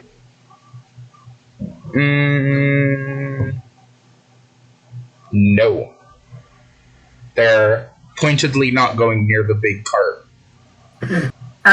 And any that does, the pseudo-dragon sort of chases off before going back onto Gita's shoulder. Almost like a cat defending its territory. Oh, like a guard dog. Okay, It is a feisty little bugger. Whatever, if ever, like at any point in the day, we stop and take a break for a little while, let the horse chill. I'll go out into the wilderness and locate a tiny beast, so I can use animal messenger. You found a rabbit. Yeah, that works. A little jackrabbit. I specify a location which you must have visited and a recipient who matches the general description. Okay. Such as a man or a woman dressed in the uniform of the town guard, okay, or a red-haired dwarf wearing a pointed hat. Well, we're not going to see a red dwarf. Of up to 25 words.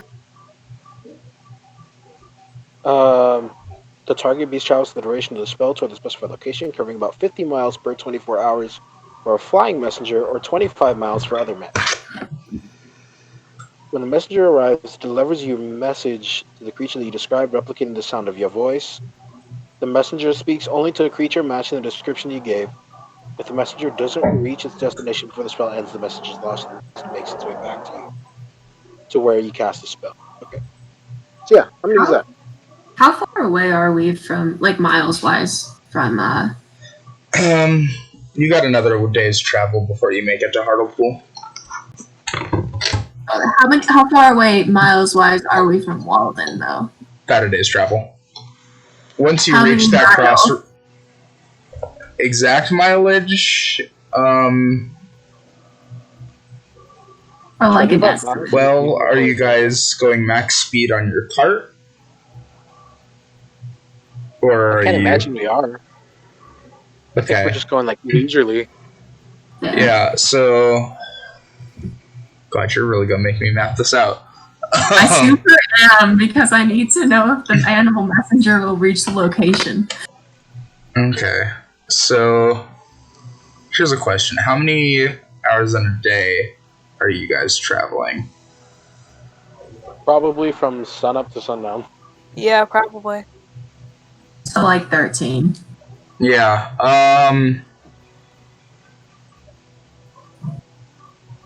Jesus. How far did it say the range for animal messenger was? 25 for land based, but also we're keeping to a road, so this rabbit can just go wherever it wants. Yeah. Mm, the rabbit probably wouldn't be able to make it. No, it wouldn't. There's no small birds around. None that are near you. All right, I might have to say that for the next day then. Yeah, like on the next day, um, you'll be hitting the crossroads between Hartlepool and Walden. So if you did that in the morning, then you'd be able to get that message through. Okay, cool. That's what I'll do then. Yep. Well, nothing happens on the second day. The morning sun rises on the third day.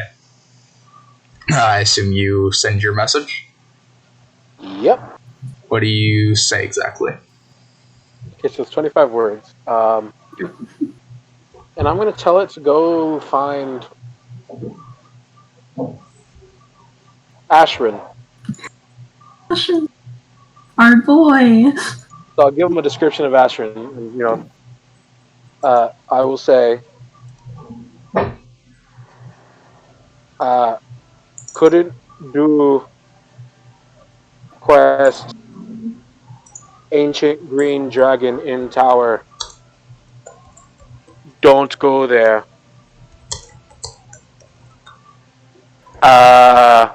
Going to Hartlepool. May return in the future. Tell boss man. All right. Have good day. There we go. 25. Good day. As you whisper it into the ear of the creature, you find it's like a small canary. You whisper it into its ear and it flutters off.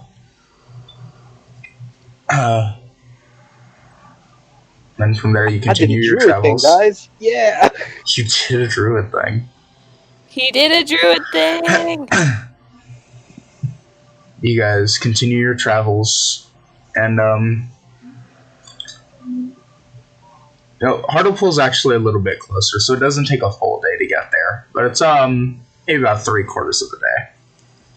So at about say 3 o'clock in the afternoon, you guys make your way to Hartlepool. You recognize it, Bakari, since you came through here on your way to Tembe. It's not a particularly nice looking town. It's a pretty small oceanside town.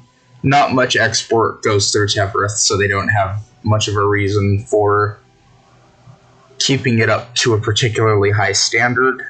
But there's a lot of fishing that goes on there. There's a pretty nice array of fish that can be found at the shoreline. From what you guys can gather, most of the people, if not all of the people that are in the town, are people that live there. Not many visitors. There's a tavern that's pretty close to the shore where all the sailors go and meet after a hard day's work, or sometimes before they start one. There's the docks with various ships and people preparing to finish up for the day. There's a couple shops, but nothing too fancy. There's maybe a tavern that's towards the entrance of the town. As you guys go in, you get a lot of weird looks. There's not really any guard figures or anything, but you guys are a very motley crew, so they're intrigued, but also very concerned at your presence. Well, Bakari, if you could lead us to where we need to go. What? Oh yeah, right. Okay. Well, first I need to get some food because I gave it away mostly. That's fair, yes. We all Uh, probably should restock. Yeah, so I'm gonna go to a general store Yep. and I'm gonna get the type of rations I was talking about before, like salted meats, the hardtack, all Yeah. the really long lasting shit. Yeah. There's not so much as like the jerky style salted dry meats that you found in Walden. However, this town boasts a wide array of dried fish that are sort of to the same effect. Yeah, that works. Honestly, you can get about everything you need for. You could easily get about a week or two's worth for like 10 copper. Wonderful. I'm going to pay that. This town is not exactly pricey. And you get like a good amount of stuff for that. I'm just lazily Okay. writing that in my stuff. How many more rations is that? I'd say it's probably about 3 weeks worth, so easily 21 rations plus. Hell yeah. Yeah, it's a pretty good amount. Cool. Hell I'll yeah. just write 21. 21? Alright, cool. Food is secured. Indeed. And with that, I'll take everyone to the port master, or whoever it may be, that we could secure safe passage.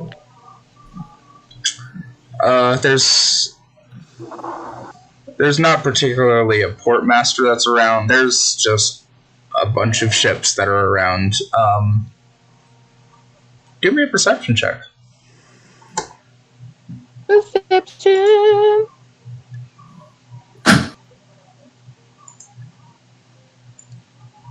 Oh no, it was bound to happen at least once. Oh no. A 10. Oh, that's not bad. As you look around, you have no idea who to ask. To Can put it Meredith bluntly. look around in her old age? You're free to try. Roll me a perception. Hell yeah. Oh boy, that's an 8. Granny doesn't know either. No, you are. While you are familiar with the existence of Hartlepool, it is not a place you have been often outside of if you were traveling to another continent. So Gotcha. you aren't quite used to the sort of lingo, or you wouldn't know how to act in order to properly ask, even if you had an idea of who to ask to begin with. Gotcha. Where Has, are we trying to go? I believe you guys were trying to go to the Western Tower. You were trying to get passage by That's boat. still the plan. That's what I'm assuming. Yeah, it's over there. Okay. Gita's just gonna go up to a random person. Okay. You go up to a person. He's a sort of... He's not a particularly brawny built man. He honestly seems kind of scrawny. However, he's sitting with a bunch of crewmates that are beside a ship. He seems like almost a sort of little... you get an idea that he's probably superstitious. You know, he's a bit anxious based off of his demeanor. Gita's gonna find a different person. Okay. You're definitely not the person I was looking for. Just like one that won't be like completely shocked or astonished or anything, completely and utterly like whatever by his just general presence. Because it sounds like that guy would probably be like, "Oh, goblin, gonna attack." There's an old grizzled fisherman that's sitting at the edge of the docks. Looks like he's trying to get some caches before he goes in for the night. You know, more of a doing it for fun rather than for work. Perfect. Gita's gonna go up to him and tap him on the back of the shoulder and say, "Excuse me, sir. I had a question." He looks at you. He sort of has like a scar that's going over his right eye, and it's shut tight. He has a bit of a scraggly beard. He's got a bandana tied around his head. What could I be helping you with, Mister? What are you? He sort of squints and leans in closer. Oh, goblin. Sir. Goblin. What is it you're looking for? My friends and I were hoping to secure passage on a ship to take us to the island off the west. Would you know who I would need to talk to in order to do this? Only one crew around here that isn't an exclusively fisherman vessel. Go talk to that scrawny looking fellow over there. He's our de facto captain at the moment. Suspicious guy. He points at the scrawny guy. Cool. Gira, thanks the man. So, okay, thank you very much. Gives a Enjoy tip your of, fishing. gives a tip of the bandana. Much obliged. And Gita's gonna walk over to Meredith and Makari and say, alright friends, the scrawny one is who we need to talk to according to the old man who is fishing. I do not know how to ask for things, so someone else that is not me should go. Well, Alright, Bakari. I'll go do it. Yes, thank you. She's No sort of worries. low-key still stressing about her granddaughter. Very fair. Bakari, in his gigantic form, will walk over to this nervous man Uh-huh. and say, "Hello, I was told you're the one I needed to talk to get a boat." Do an intelligence check. Me? Mm-hmm. I'm not intelligent. Well, I'm not intelligent. Oh no, I'm really not. That's a 5. The man turns and looks at you. He sort of jumps for a second. But then he squints and his eyes light up with an aura of familiarity. Bakari, is that you? Yeah. Well, how you doing? You know? Oh, it's this guy. I know him. It's been about a week since we got you here. Right. I discovered this wonderful new invention called weed. It's not Number really an 2. invention, but I'll take your word for it. Number 2.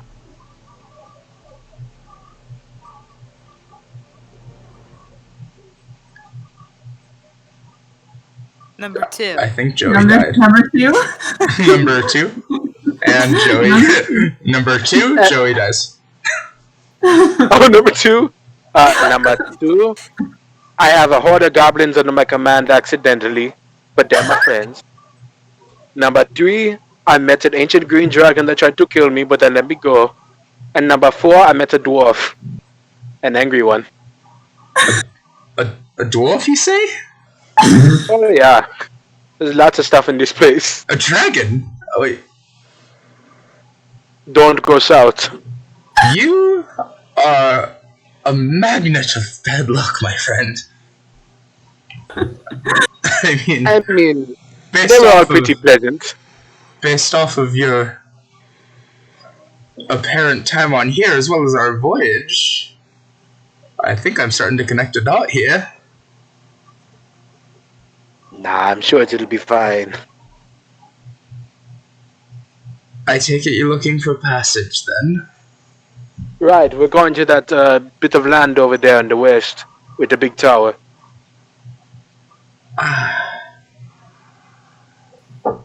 I see. I guess we can? We don't Alright, exactly cool. have a captain at the moment, but I suppose we could get you over there. It's not that far. You're the captain now. It'll be fine. I am a bilge rat, my good sir. I was not even the first mate. I can High relate to this guy aspirations. so hard. You give me so much credit, my good sir. Um, I sure. relate to him so much. I also forgot to mention we'll probably need passage back as well. Right, you said goblins? Who's on passage with you? Oh, Hello. this one and that one. Goblin, right. Pleasure to meet you both. I'm Bailey. He sort of starts scratching his arm, anxiously. I suppose we'll be, your humble transportation. Well, it's very nice to meet you, Bailey. Likewise. Hello, I am Gira. Did Bakari happen to tell you what happened to the last voyage we went on? No. Well, I suppose we can get the boat prepared by morning. It's getting pretty late as it is, and the men are all tired. We've been searching for a captain since you left. No such luck. No one wants to even touch this vessel after the last voyage. Well, yeah, no. I'm pretty good with boats. Maybe I could teach you a thing or two, and then leave you as pseudo captain. I know how a boat works. I'm just not a leader. Well, that can be fixed. I can help with that. I can fix that. Don't worry. I don't know if I want to trust that. No offense. I mean, look at me. I'm alive now, aren't I? Yes. You So also far, I've tend survived to... war, kraken, dragon, dwarf, goblin, axe peak. Gira looks at you with the mention of freaking Kraken, and it's like, friend Bakari, what chaos did you get into? He's an absolute bad luck charm. A kraken came up out of the waters when we were being attacked by these fish people, and he plucked our captain away and left. We had to sail back with no direction whatsoever. I almost was flung into the ocean by evil merfolk, and then a kraken almost kills me. He is not a good luck charm by any means. Starts scratching his arm again, even more anxiously. Oh. I stooped down with my hands on my hips to meet Bailey's eyes. Yeah, know what, Bailey? I'm a beacon of adventure. He visibly shrinks. That you are. And if there's anybody here who can shape you up to be a captain because no one wants to get on a boat, it is me. He stops for a second, freezes like a scared rabbit, then starts scratching again. Whatever you say.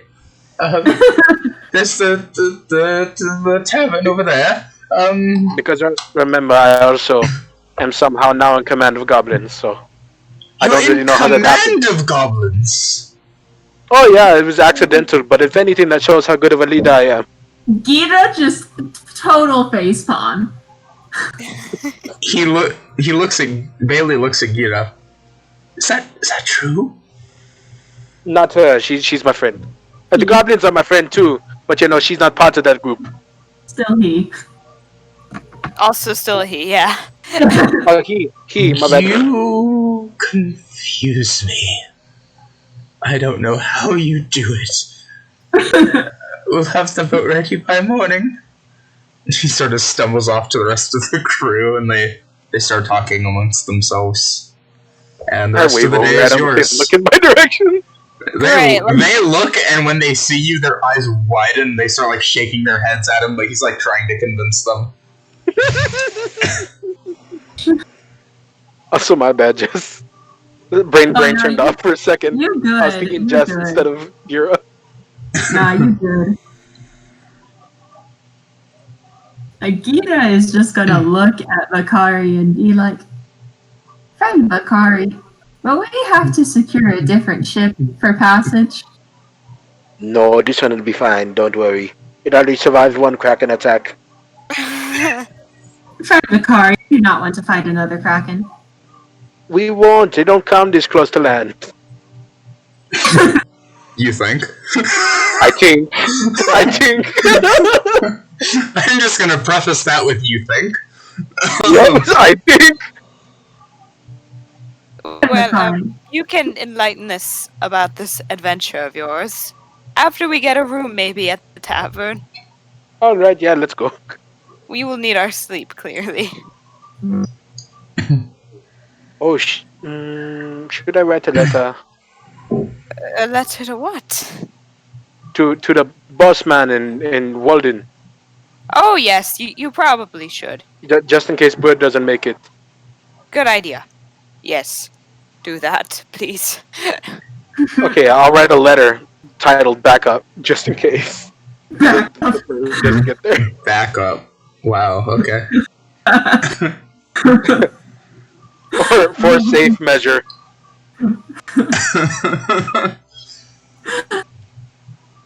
So much faith in this random bird. Poor random Put all their faith in this bird. Fuck yeah, I'm gonna send a letter. That's very fair. Oh, Lord. I'm not gonna knock you on that. So yeah, Reasonable. we'll go do that. Yeah. You go into the tavern and you see this old turtle. A He's sort of- turtle? He's sort of turned away from you guys, like moving things between shelves. He doesn't seem to have noticed you. Excuse me, good sir. He slowly turns around. Ah, visitors. And how can I help you today? We are looking for a room. Ah, well, of course. How many nights will you be staying? I believe just the one. He sort of Are nods. we all sleeping in the same room or? Oh, well, you two seem sweet. So I wouldn't mind. But I would Alright. not recommend being in the same room as an old lady. My gas is not very kind. I've dealt with the guys of the swamps. It can't be that bad. Well, Glitter kind of like taps Meredith's shoulder and says, I am sure Gluck had much worse gas than you. That sounds like a challenge. I'll keep that in mind. if you feel You'll get your- so Just the one inclined, room. Just the one room, please. all right. Though we do have a suite at the top of the tavern on the 3rd floor that does have separate rooms, if you feel so inclined. Would you? How much is it? $1 gold. A silver per night. A silver? Damn, that's actually low-key a steal. Why is... No, I'm not gonna ask that. You can infer it's because visitors don't come often. That is Alright. Would you guys like to get the suite? Yeah, sure, why not? Okay, is Sure. it one silver piece for all of us, or per person? One in total. She slams down a single silver piece. With his long fingernail, he clicks onto the coin, drags it back, and sort of flicks it into a little kind of like money trowel that's behind the counter. Too good. Enjoy your stay. And he sets a key onto the table. Meredith will grab the key and start hobbling toward the room, presumably. Enjoy your Just grab the evening. key. Thank you. 3rd floor, first door on the right. Thank you. old people noises that Gira and Bakari are just thoroughly either enjoying or like bored by. I was gonna say, I love how in almost every interaction we have with an elderly person, it's always Meredith that takes point. She knows how to speak to them. All old people know each other, don't you know? Yeah, don't yeah. you know? Don't It's you the know? fucking White Lotus. All old people know each other. Oh my lord. All the old people know each other. I'll go upstairs with Meredith. I'll go sleep. Yeah, you do, and it's actually a pretty nice room. Oh, hey. Despite being a sort of almost rundown town, the inn seems to be remarkably well kept, which you can infer is probably because they want to encourage visitors coming in to either visit again or to stay a little bit longer. That's very fair. That's better than other things I've seen, so. Yeah. Each individual room, it's big enough for about a single person. There's a little nightstand with a lantern next to it. There's some decently nice curtains. Ooh. We about to see what Picard. Oh, gotcha. Oh. Nice. He is a big boy. Very tasty. I still don't know how Meredith fully looks. She's just an old dear lady. The room is a little bit small for you, Bakari, because you are so fucking huge. But you can squeeze in. It's a tight fit, but it's not uncomfortable. All right, that's fine. Yeah, and the center room where all the separate sleeping areas connect. It's got like a little counter and a table at the center with some chairs around you, soon for engaging and conversing with other people. Very fair. There's like some paintings. One of them seems to look like a painting of a kraken that's attacking a ship. However, as you, Bakari, know, it's very unrealistic. Oh yeah. Yeah, it looks more like a squid than a terrifying ocean monster that would eat your ship. There's maybe like some more paintings of just like calm oceans, or there's like one painting that looks like it's of Tembi. Aww. And there's like a halfling smoking out there. Oh, of course there is. Yeah. But you guys get a good night's rest. And Hell yeah. you all wake up feeling nice and refreshed. The pseudo dragon was pretty much curled up on your lap, Gira. It was sleeping like a kitty. Oh, nice. I'm just dying over here. Don't mind me. And as you wake up, it wakes up too, and it starts sort of like chittering and chattering at you. You get the gist that it just kind of wants to hear itself talk. Oh, what a baby! It's like a husky. It's like a husky. Right? It exudes an aura of self-importance that you have very yet to fair. find in even the green dragon that you just Does it have met. to be green? Oh, No, it's actually a bit reddish and purplish. Oh, that makes even more sense now. Yeah, no, he's a very confident little fucker. He thinks that he's the center of the universe. And he absolutely is. I mean, yeah, right now he's the center of the universe. Like, I'm gonna be honest with He you. thinks he is because he is, damn it. Yeah, pretty much. I just waking up and seeing little pseudo dragon. I'm gonna go down to it and I'm gonna say, do you have a name? It looks at you and tilts its head. That's a no. Yeah. No name? Okay. Would you like us to give you a name? Because just saying little dragon all the time is a little cumbersome. It thinks for a second, then gives a quick nod. All right, group meeting. What is name of little dragon? Listen, I had a whole experience of trying to figure out the name for my kids. And then I had to name my grandkids because my kids didn't know what they were naming their kids. So I will leave the naming to you two. All right, Gira, what do you think? No. He asked the dragon if they have a name that they prefer. It thinks for a second, then it shakes its head in a sort of indifference. Like it doesn't have a preferred name in any tongue you could speak that it has a shine to. Hmm. However, it does also seem to understand your guys' need to give it a proper name. Fucking hope, because I don't want to explain a name to a dragon. It understands names Thank God. and their importance.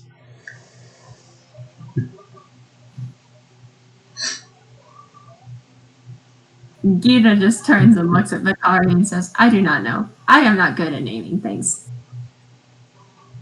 Okay, let me think. Do we know if this Makari dragon? strokes his chin. Do we know if this dragon's a girl or boy dragon? You've never asked. To be fair, it's never hung out with Meredith, so It's true. That's Dragon. There's been no asking and no checking. It just kind of has been chilling with you guys, so. I would rather Oh not my God. know how to check a dragon's gender. Well, dragon Well, friend. Maybe in yeah. your bard days, but. Maybe in the bard days, but she's long past those days. Oh my lord. Small dragon friend. Which pronouns do you prefer? It thinks for a second, What's a pronoun? then it looks at you inquisitively. Yeah, it doesn't know what it is. It does not quite understand this language of which you speak. Small dragon, would you prefer a name that is more of like a he, she? Or a he? Jesus fuck. Hey, she?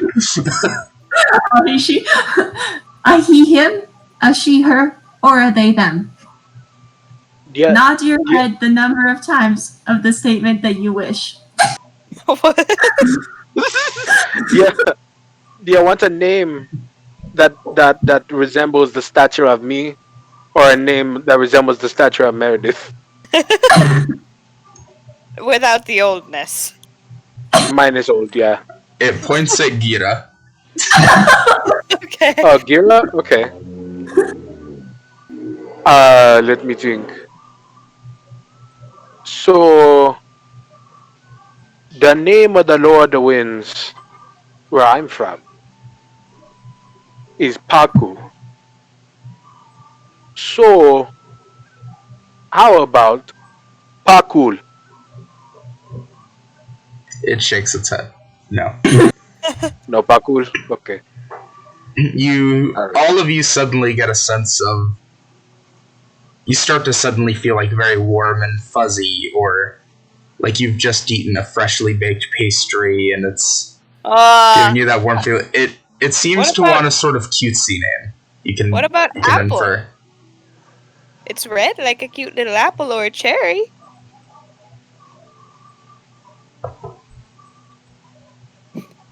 And yes, I'm totally low-key referring to the fruit dragons. God damn it, I want to. How does it respond to those names? To apple, The apple or cherry? it takes a liking to apple. I think it likes apple.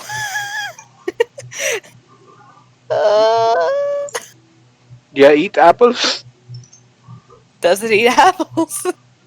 I think it mostly eats It meat. shrugs, and you get a sense that Yeah, it'll only- probably eat just about anything. Oh, alright. You guys have only been exclusively giving it meat so far, so it's definitely been munching on that. Yeah, maybe we should diversify the diet a little more. Well, congrats on parenthood, you two. I will be a grandma. As I normally am. Another one. Another one. Another small child for you to adopt. Oh, Jesus. Okay, so No, we're that's calling not this pseudo dragon apple. Here, you want to try some dried fruits? And I like put it on my shoulder. What kind of dried fruits? Like, What kind would they have given me? there would have been a pretty wide variety, so it would just kind of depend of which ones you pick out, or if you just grab a random handful. You know what's fucking awesome? Dried apricots. Oh, hell yeah. Like dried apricots and dried like banana chips. Those are fucking awesome. You're not Yes. wrong. Yeah, as you put him on, it sort of flies over to your shoulder and starts munching on him. Aww. I'll take a finger and like pat its head. It starts purring. Happy. All right. I think it's time we ship off. Hey, hey. Oh my god, Bakari. I'm so proud of you. You know, you get along well with my husband. Is he back in Ascot? Ascot? There you go. I'm afraid not. He passed away a long time ago. He hated my jokes so much, but I think that's why he loved them so much. I'm sorry, Meredith. Oh no, it's fine. That bastard left the oven on way too much. Holy shit! Fuck! I love him, Motherfucker, but there's a reason I did me had a to favor. go save him. I love him, but that motherfucker did me a favor by kicking the bucket. And we thought, he said I was the dumb adventurer. Joke's on him. Maybe he shouldn't have gotten caught so many times. That's how I met him. I had to save him. Holy shit. Oh my gosh. She is ruthless. On that note, let's go. Everyone's low-key terrified of Meredith right now. Oh no, You Gita guys. has a newfound respect. You guys go back to the docks.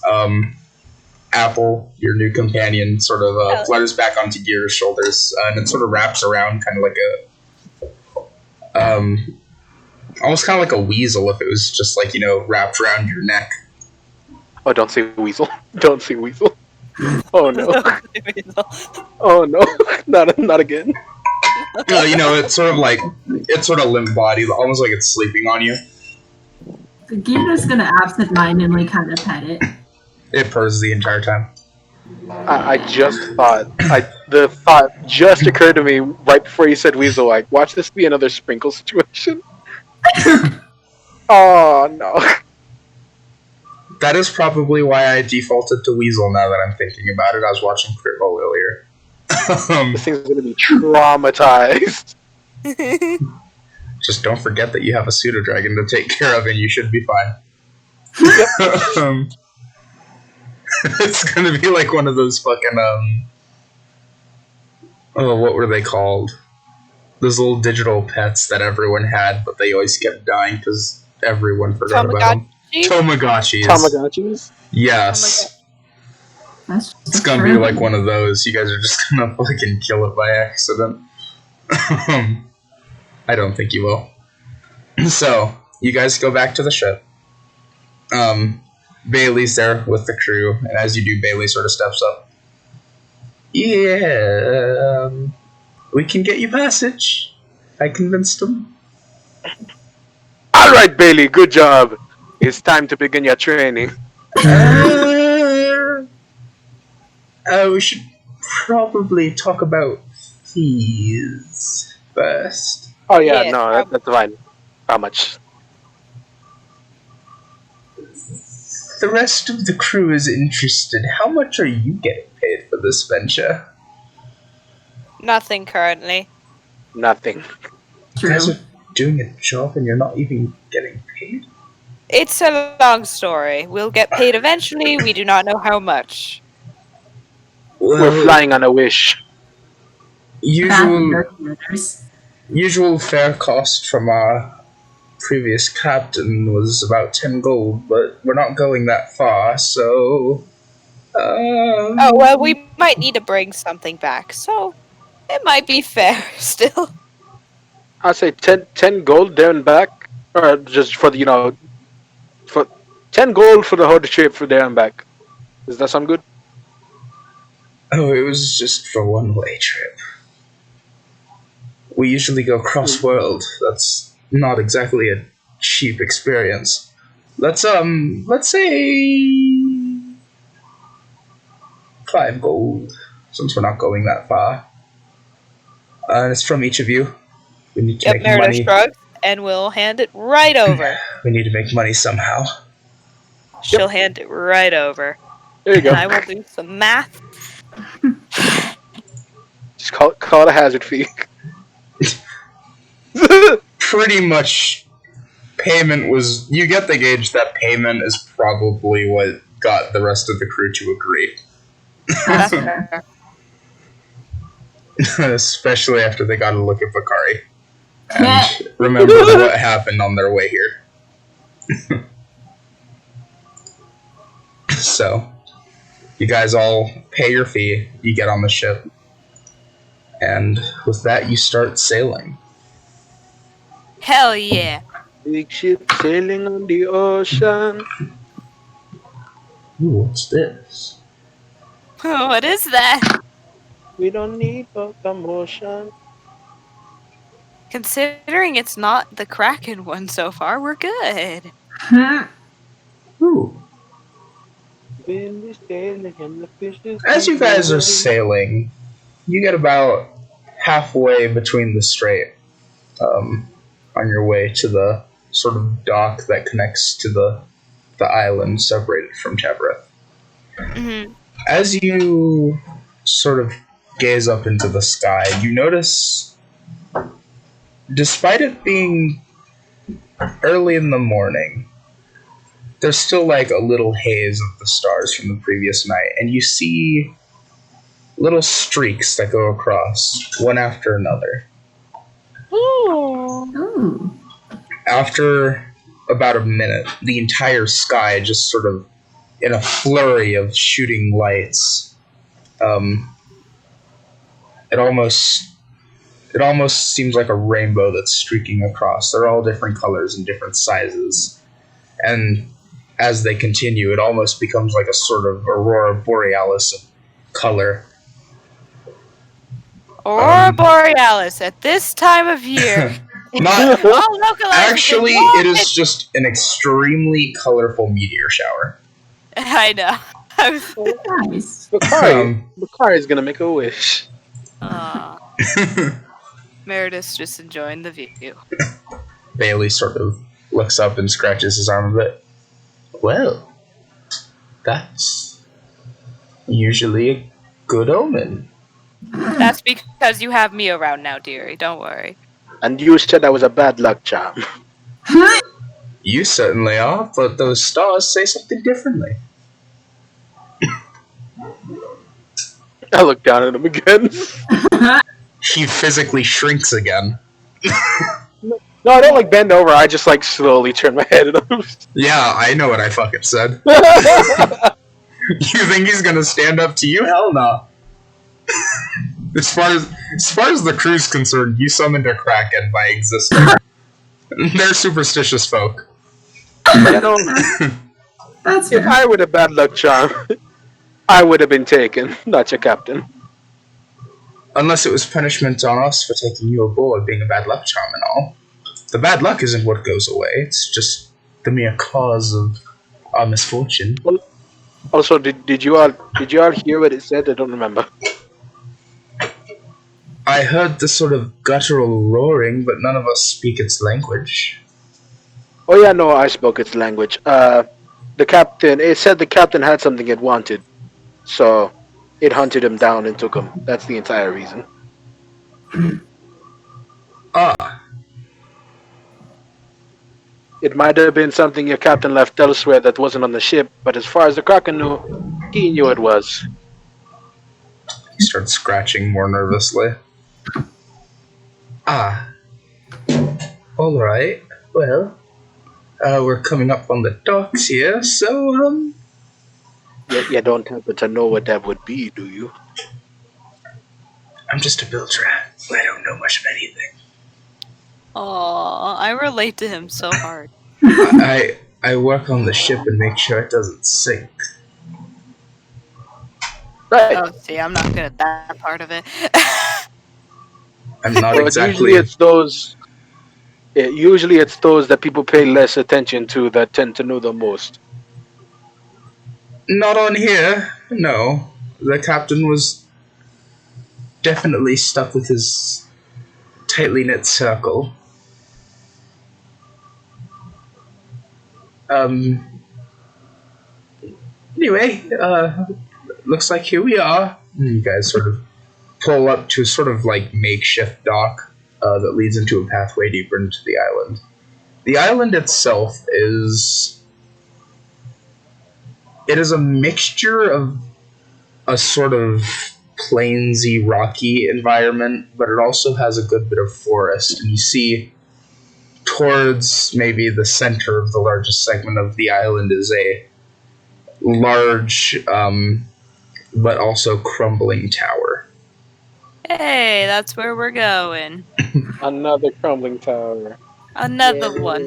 These towers aren't exactly new. Yes. Yeah, that's true. What's making it still standing this time? Mm. Guess we'll find out. I guess Indeed. after, as we shove off, I'll tell Bailey. All right, Bailey, ruminate on what I showed and told you. You don't want to stay a Bildrat forever. I'm not going to fight you, but I'm not exactly going to agree. I kind of like my job. Don't you get paid more the higher up you move? Well, yeah, but I don't do it for pay. It's a lifestyle. Understandable. All right, yeah, that works. If you like being a Bildrat. It's being on a crew is a way of life. You know, we take care of ourselves well enough, and you sort of there's a need for that pay unless you're a full-on pirate, which admittedly we kind of are, but that's more for when we're making port. We do enjoy our fair bit of freedom that the sea offers. Oh, well, all right. Well, I guess if ever another captain gets taken, you can take helm. All right, bye.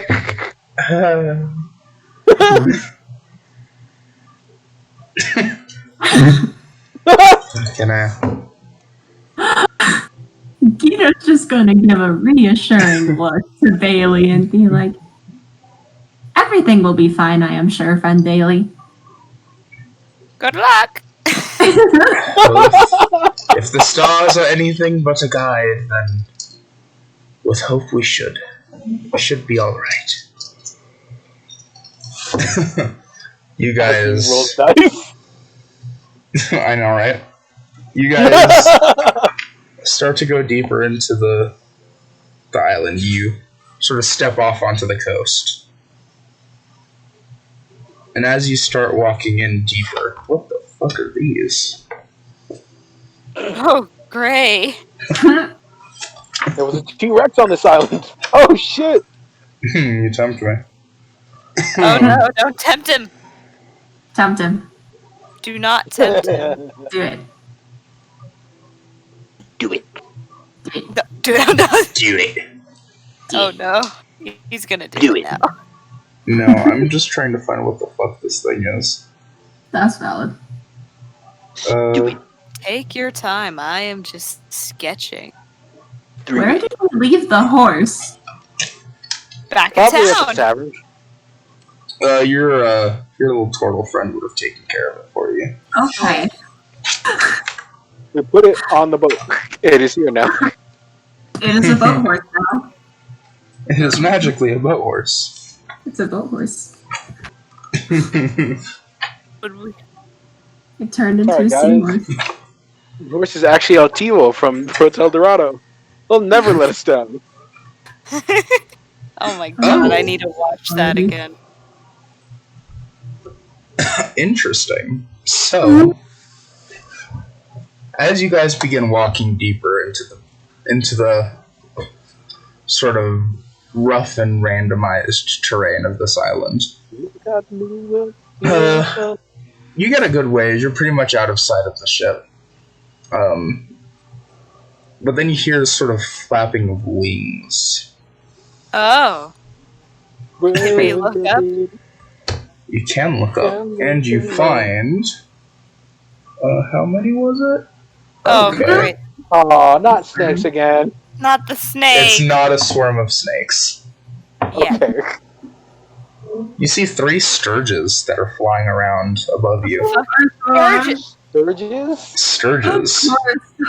You see, they are these very thin and wiry creatures with sort of like stretched out skin that covers them. Their head is almost shaped like a sort of mosquito's face, only it's fuzzy around the sides and back of the head. It has weird sort of, not fleshy, but very skinned protrusions that come out and form wings. They're very fucking ugly. They're ugly as fuck. They're very fucking ugly. As the book describes it, a cross between a large bat and an oversized mosquito. Yep. Yeah. Oh, it's ugly. Yeah.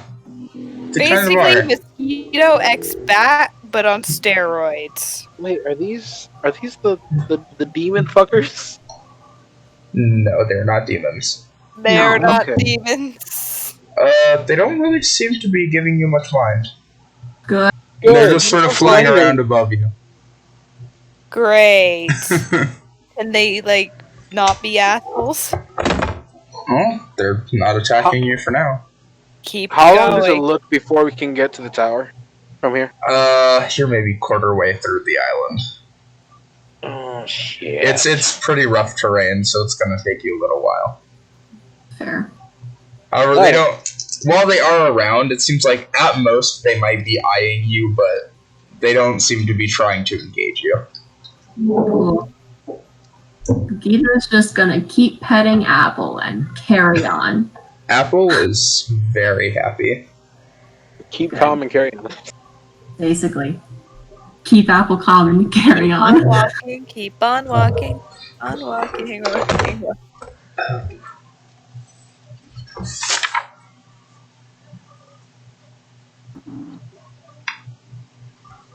Where's that? Are just a team. Okay. Others merely dream.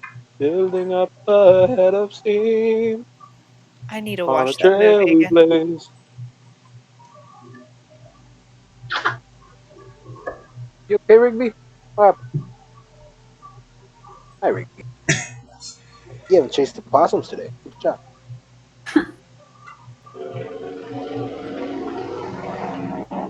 I'm just sketching on my, like, fucking notes thing, and it just keeps moving, and I'm trying not to scream out of just pure anger. That's a mood and a half. I'm just trying to figure out how profile views look. Mostly because I'm trying to figure out how Kia's ponytail looks. I don't know how it looks, so I'm playing with it. Is it like a big old French braid? No, it's a ponytail. As you guys continue farther, Okay. you're walking along the trail, or at least what remains of it. And in the middle of the road, you see a hunched over figure. It is Great. blue-skinned, with finny protrusions coming out towards the elbow. Its hair looks like seaweed, as well as the skirt that it's wearing, and it seems to be sort of munching on a raw fish. It's sort of hunched over, Gollum-esque. It's facing away from you. Filthy bagginses. Filthy bagginses. Does Do we it look hear like a sea head? Do you want to roll? What would be good for that? Let's say insight. Cool. Insight or perception, your choice. It doesn't matter. That was a 2. You're not fucking sure what it is. As far as you're concerned, it looks like a blue person. It's a thing. It is a thing. It's one of the Blue Man group, but they're covered in seaweed. Oh, no. Alright, you know what, guys? I got this. Don't worry. Okay, go for it. My anxiety just spiked. I'm sorry! Oh, no! Anytime I say I'm gonna do something... No, it's fine. We have faith. You can do this. I have full faith, but anytime anyone tells me not to worry, the anxiety spikes. That's All fair. right, I got this, guys. Moonbeam. No, pass without a trace. All right. I assume you guys try to sneak around it then. Yes. Indeed. Sure. Roll stealth. Ye at deception, boys. Oh no, I dropped my dice. Well, that's a promising sign. I dropped it. 10 out of 10. What's my spell? There it is. I'm just chilling in bed. Oh, Whenever I'm in bed, invisible, I make bro. dice there. God damn. You're invisible? It's like a 31, I think. What does Yeah. pass without trace do again? 13. Plus 10 to your stuff. Oh, Oh god, 23. good. Good. Because otherwise that would have been a 7. So that's That's 17. Gira, you struggle a little bit since, Yeah. you're not exactly a particularly stealthy person. You can sometimes do it, but this is pretty rough terrain. However, you guys all seem to pass by it without issue. It doesn't notice you. Hell yeah. And I'll have that going for the next hour. I'm only a stealthy person. He has a +5 to stealth. I just rolled like shit. I rolled another 2. Fair enough.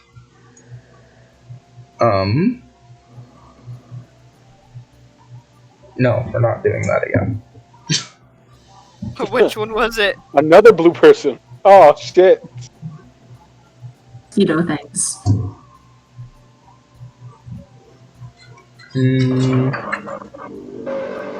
I hardly think I'm qualified. Huh? As you guys continue walking, you see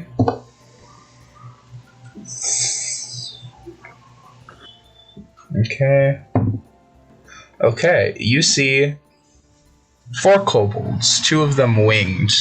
They are all green in color, and they seem to be sort of foraging around, just sort of scouting out. I wonder if they know Wob. You can always ask. Let's not make that town more powerful than it's about to be. Do they look like they have noticed us yet? Nah, they're pretty oblivious. They're just enjoying themselves, going and exploring around. It looks Okay. like My pass is still going, so the we can ones sneak it. looks like they're almost pulling pranks on each other. Like they should be doing something, but they're kind of slacking off. Solid. We could talk to them, or we could totally avoid this because my pass is still up. So Yeah. I'm down with passing if you guys want to. yeah. All right, roll stealth. Right. Jesus! How is That it? was another fucking 2! That's it, you're going into dice jail. Bakari isn't 24. completely sneaky this time. Okay. It's With still the a passive 17, trace but- being, Yeah. that plus 10. Yeah. And you, Oh. Bakari? It's a 19. Meredith, you go around relatively unnoticed. However, Gira, as you're walking, you sort of trip and sort of like push It and was still a 17 with the pass without trace and stealth. It was just like a natural 2. yeah. Yeah, I know. Okay. You do still trip a little bit. I stutter. This one had a little bit of a higher DC than the last one. So you trip a little bit and you fall, and it sort of shoves you into Bakari. And as he turns around to make sure you're okay, you seem to catch notice of one of the flying kobolds. And as you do, it's sort of like, and then it starts flying over to you, as well as the others. They sort of trail behind, and it sort of lands right next to you guys and sort of stretches out its wings to make it look more intimidating than it is. Kobolds! And Oh, kobolds. as it does, Apple responds by doing the exact same thing, and now the kobolds like focused on Apple, and they're sort of like in a grudge match trying to intimidate each other. They're not getting anywhere. Hello, friends. We are wondering if you are part of Minions Monthly. How do you know about Minions Monthly? God. Yes, see, I've got some. I'm a boss man to some goblins. Good friends of mine. What's their name? Name's Wob. One of them. Second in command is Wob. Their eyes light up. Oh my god. You know Wob? Oh yeah, good friend. Oh, what are you guys doing here? Oh, we're just here for this big tower here. Oh, yeah, it's a scary one. What's scary about it?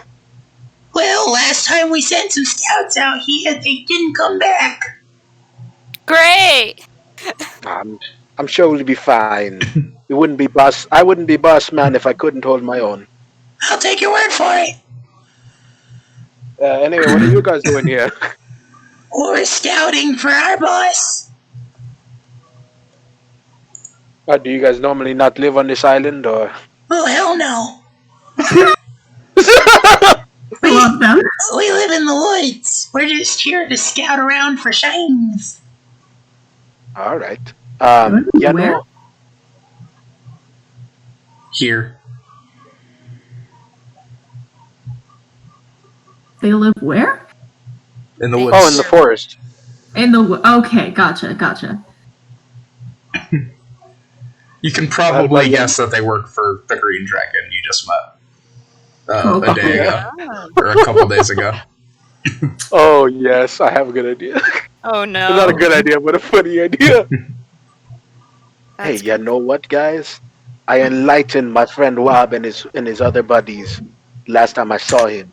Yeah. And next time you see him at Minions Month, you'll probably have the same thing with him. They said they wanted to share it with you guys, but would you like a little sample first? What is it? And it's this Just little full plant on here. face palm. And you grind it up and you put it in this bowl here. Oh And god, I he's like teaching it. them about weed. Druid crab. Oh my god. And Wob was gonna bring this to the Minion Meetup Monthly? Oh yeah. So I figured I might as well prepare you guys while I'm here. They're sort of like tilting their heads. They seem very curious. They're like wide-eyed, sparkly. When we Aw. get there, Okay. You just put a little puff like that, and you blow it out. It's real good. Okay. Sort of snatches it up from your hands and just. And he's sort of like the puff of smoke comes out from the nostrils. Oh. Oh no. Guys, try this! And they all start puffing. We've had our second puff session for within the session, boys. They all Bakari, take friend of the about. minions. They all take enough hits that it's pretty much spent, and then the one that you met hands it back. Oh, thanks. No one's gonna Yeah. be productive at that damn meeting now. No problem at all. Wob would like to know that you guys had it. So next time you see him, tell him you found me over here. Will do. Sort of starts stumbling off. Stay safe. There's a blue woman down that way. You should probably stay away. Yeah, it's a hag. Oh, okay.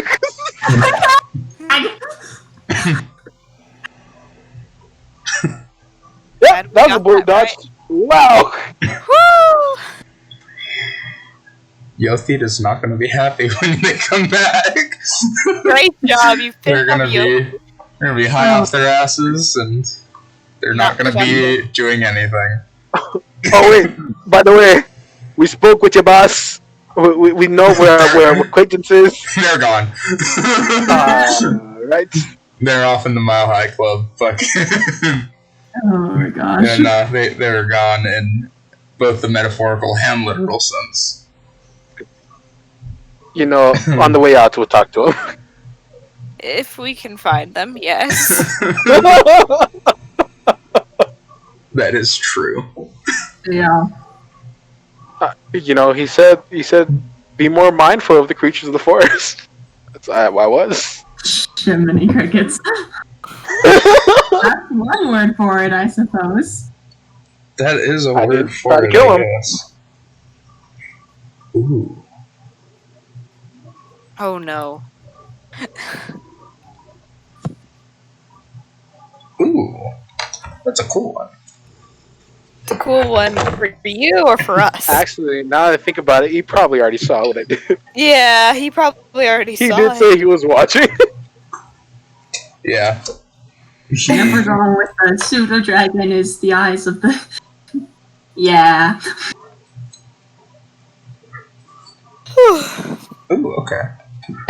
Yeah, this will be interesting. So, as you guys walk up to the tower, it is a mishmash of ruins that seem to have once been a sort of almost citadel-esque building. However, there's weirdly enough a sort of ship graveyard that is also here. There's wreckages that are scattered around on different parts of it. It's inexplicable at how they got there. At one of them, you see 3 ghouls that are feeding on some apparently pretty recent corpses. Ghouls, fuck. And they're sort of gathered around, eating and tearing at the flesh of these very unlucky sailors. Very fair. Oh, they're sailors and not the other kobolds?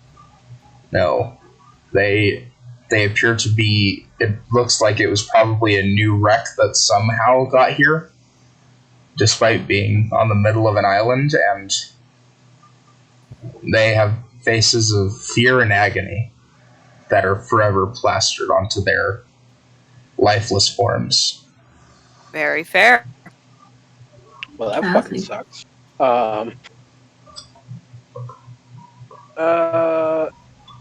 Is the door obvious? Is it just open again? Or There does seem to be an opening off to the side.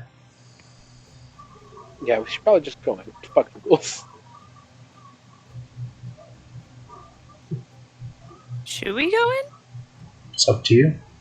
I mean, at least like peek our head in to see if once again the entire tower is hollowed out. Yeah. That's fair. Because it would certainly save us time from me just climbing to the top and being like, oh, well, now I gotta go back down. That is true. Very fair. How many? Jiminy cricket. How many? You've died twice. This mic is going to kill me. Okay. How many ghouls are there again? 3. Okay. Schnazzy. So yeah, I'll poke my head into the opening. What do I see? It You was so see. nice.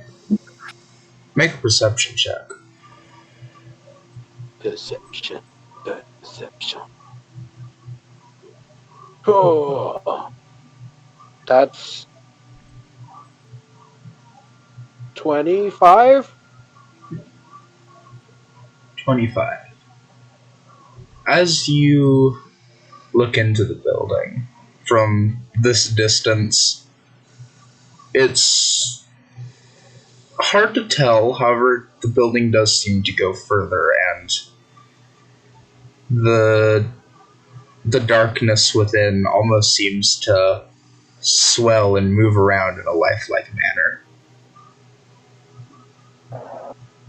That's concerning. If I poke my head in and look up, is there a roof this time? Well, you'd have to stealth it to get past the ghouls. Erde. Oh, I thought the bulls was on I thought the opening was on the opposite side. They're off to the side, however, this is more to will they notice you walking past. For all the wreckage, it's a reasonably open area. It's sort of like it's a large opening that leads to the building itself, with the wreckage and ruin all around it on the sides of this sort of makeshift pathway. Okay. Would my pass without a trace still be going? Yeah. Okay. Then in that case, I will stealth. You wouldn't have it on the way out, but you'll definitely have it to make this last stretch to the tower. Yeah, that's fine. Okay. Yeah, I'll use that too. All right. So we still have that plus 10? Yep. Roll for Yeah. stealth for Hey, does everyone Gira wanna who's get in going to with you? go up. Uh-oh. You Thank gotta love you. disadvantage. That's a 12. With Oh. Oh. Gidra's Oh. definitely hanging back. That's probably a good choice. Probably the best choice. And 4 you, plus Bakari? 12, that's 16. Ooh, Oh my gosh, you guys rolled like shit. we're Yeah. dead. This is why I made a backup. As you I'm- walk through, Genuinely surprised she's still alive. Bakari, you sort of try to sneak your way through, jumping over some rocks, a little bit of wreckage here and there. You manage to make it to the building without issue. Meredith, Hi. as you begin following in Bakari's path, it becomes all the more clear. The size difference does help in the way you two are stealthing. As he's jumping over things, you're struggling a lot more to keep pace. That's very fair. However, Oh. you do make it out without issue. Oh my god. Whoa. Just barely. Just barely. Are you going to attempt Kira, or are you just going to stay there? Was their passive perception that bad?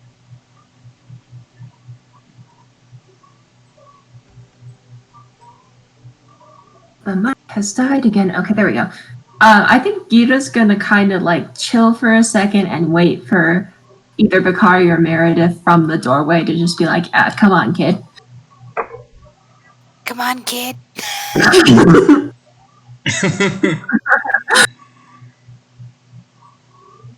Okay, yeah, then Gita will go and try to stealth.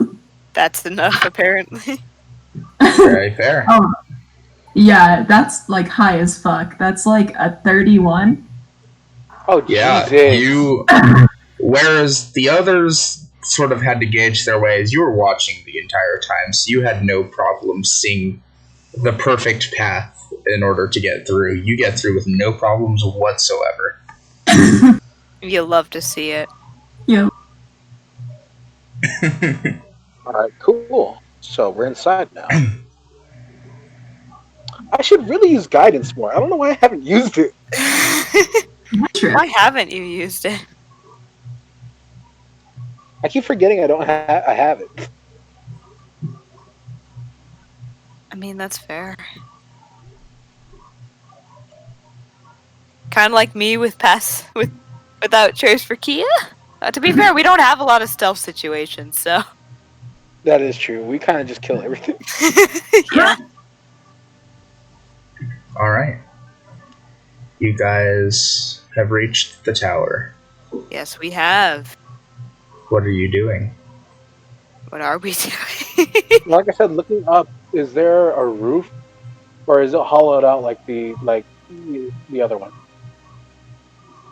So this tower isn't necessarily just a straight up column like the last one does. There's sort of layers to this one. However, when looking in, it's not hollow. It's not hollow. Okay. It's definitely still. It looks more as if it is just in a withered condition. It has not been kept up to standard. It is falling apart, however, nothing has necessarily destroyed or reformed it, from what you can tell. Okay. So as we're at the opening, we've got like what's the situation vis-a-vis tower layout? Well, as you look inside, there is sort of a long, stretching hallway from the main entrance. It sort of branches out to the left and right 2 or 3 times as the hall goes down.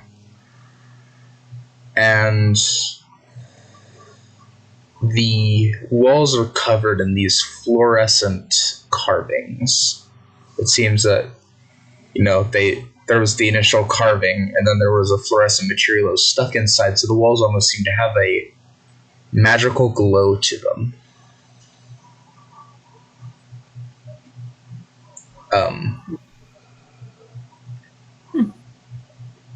Would you like to make a perception check? I would love to make a perception check. Oh, that's a natural 20. This dice is rolling so much better. Holy cow. Oh yeah. As you look around, the walls are covered in sprawled descriptions in a language you cannot read. However, it seems almost as a very primitive Elvish. It is a lot blockier, almost comparable to dwarves almost. It seems, if you were to guess, probably something more along the lines of like a hieroglyph rather than a written language. Oh. It depicts the several visages of the Guardians in a similar way to what you saw in the Dwarven Tower. However, whereas the Dwarven's runes seemed to depict them in a more destructive manner, the ones in this tower, at least, are mostly depicting the Guardian, which you recognize as the giant residing in Tevrith. And he's almost portrayed in a sort of benevolent means. There's like images of several of these, what you assume to be the Four Acclaimers, who are bowing in worship to this large entity. And there's like carvings that look like crops, that look like fortune, that look like the sort of mirrors of a technology long forgotten, that you sort of recognize from the scribbles and notes it wrote down. Okay. And as you get along deeper, the images almost follow a sort of history. It goes from just them simply worshipping to them becoming prosperous and a unified peoples to sudden war. And as you continue along, it sort of starts dipping off in the hallways, and that's when you see, in the center of the hallway, the darkness sort of morphs and swirls into the form of a shapeless being. Oh shit. It's very humanoid, but it stares at you. I see. And that's where we're going to end tonight's session. Okay. Snazzy. Alright. Snazzy, yeah. We're not dead yet. I'm genuinely surprised Meredith is also not dead yet. Not gonna lie, the dragon was very tempted to take that offer. I Which bet. one? Oh, take Meredith? Yeah. I don't blame him. That's She is a Well, piece with of meat herself, so. with the title of Bed Kurt breaker. Strummer and Bedbreaker, that is a very interesting person to add to any collection of slaves. Oh yeah, especially with rope serving. Indeed. You gotta love those old bard days. I actually made like a fucking sketch when she was doing that stealth check, and it's like, here lies the bed breaker. Here, I'll take a screenshot for y'all. So Was you can- the It was very rough, so don't mind it. But I'm just I love glad. that. I guess the potential proposition of watching somebody connected to, the destruction only matched by hunger would probably more tempting. oh yeah, but I mean, He's definitely still holding you to the 100 souls in a month. okay. Oh, I didn't realize we agreed to that. We never said anything after that. No. You never Ah. refused, you bombarded with questions and then left. That is true. As far as he's concerned, that's the offer you took. Well, However, do that he now. also hasn't given you the gem yet, so what will happen, you don't really have a reference for. That's fair. you know what? Let's get to level 10 by a month, guys. In a month's time. Then we'll be fine. Then we'll be fine. Here lies the bit.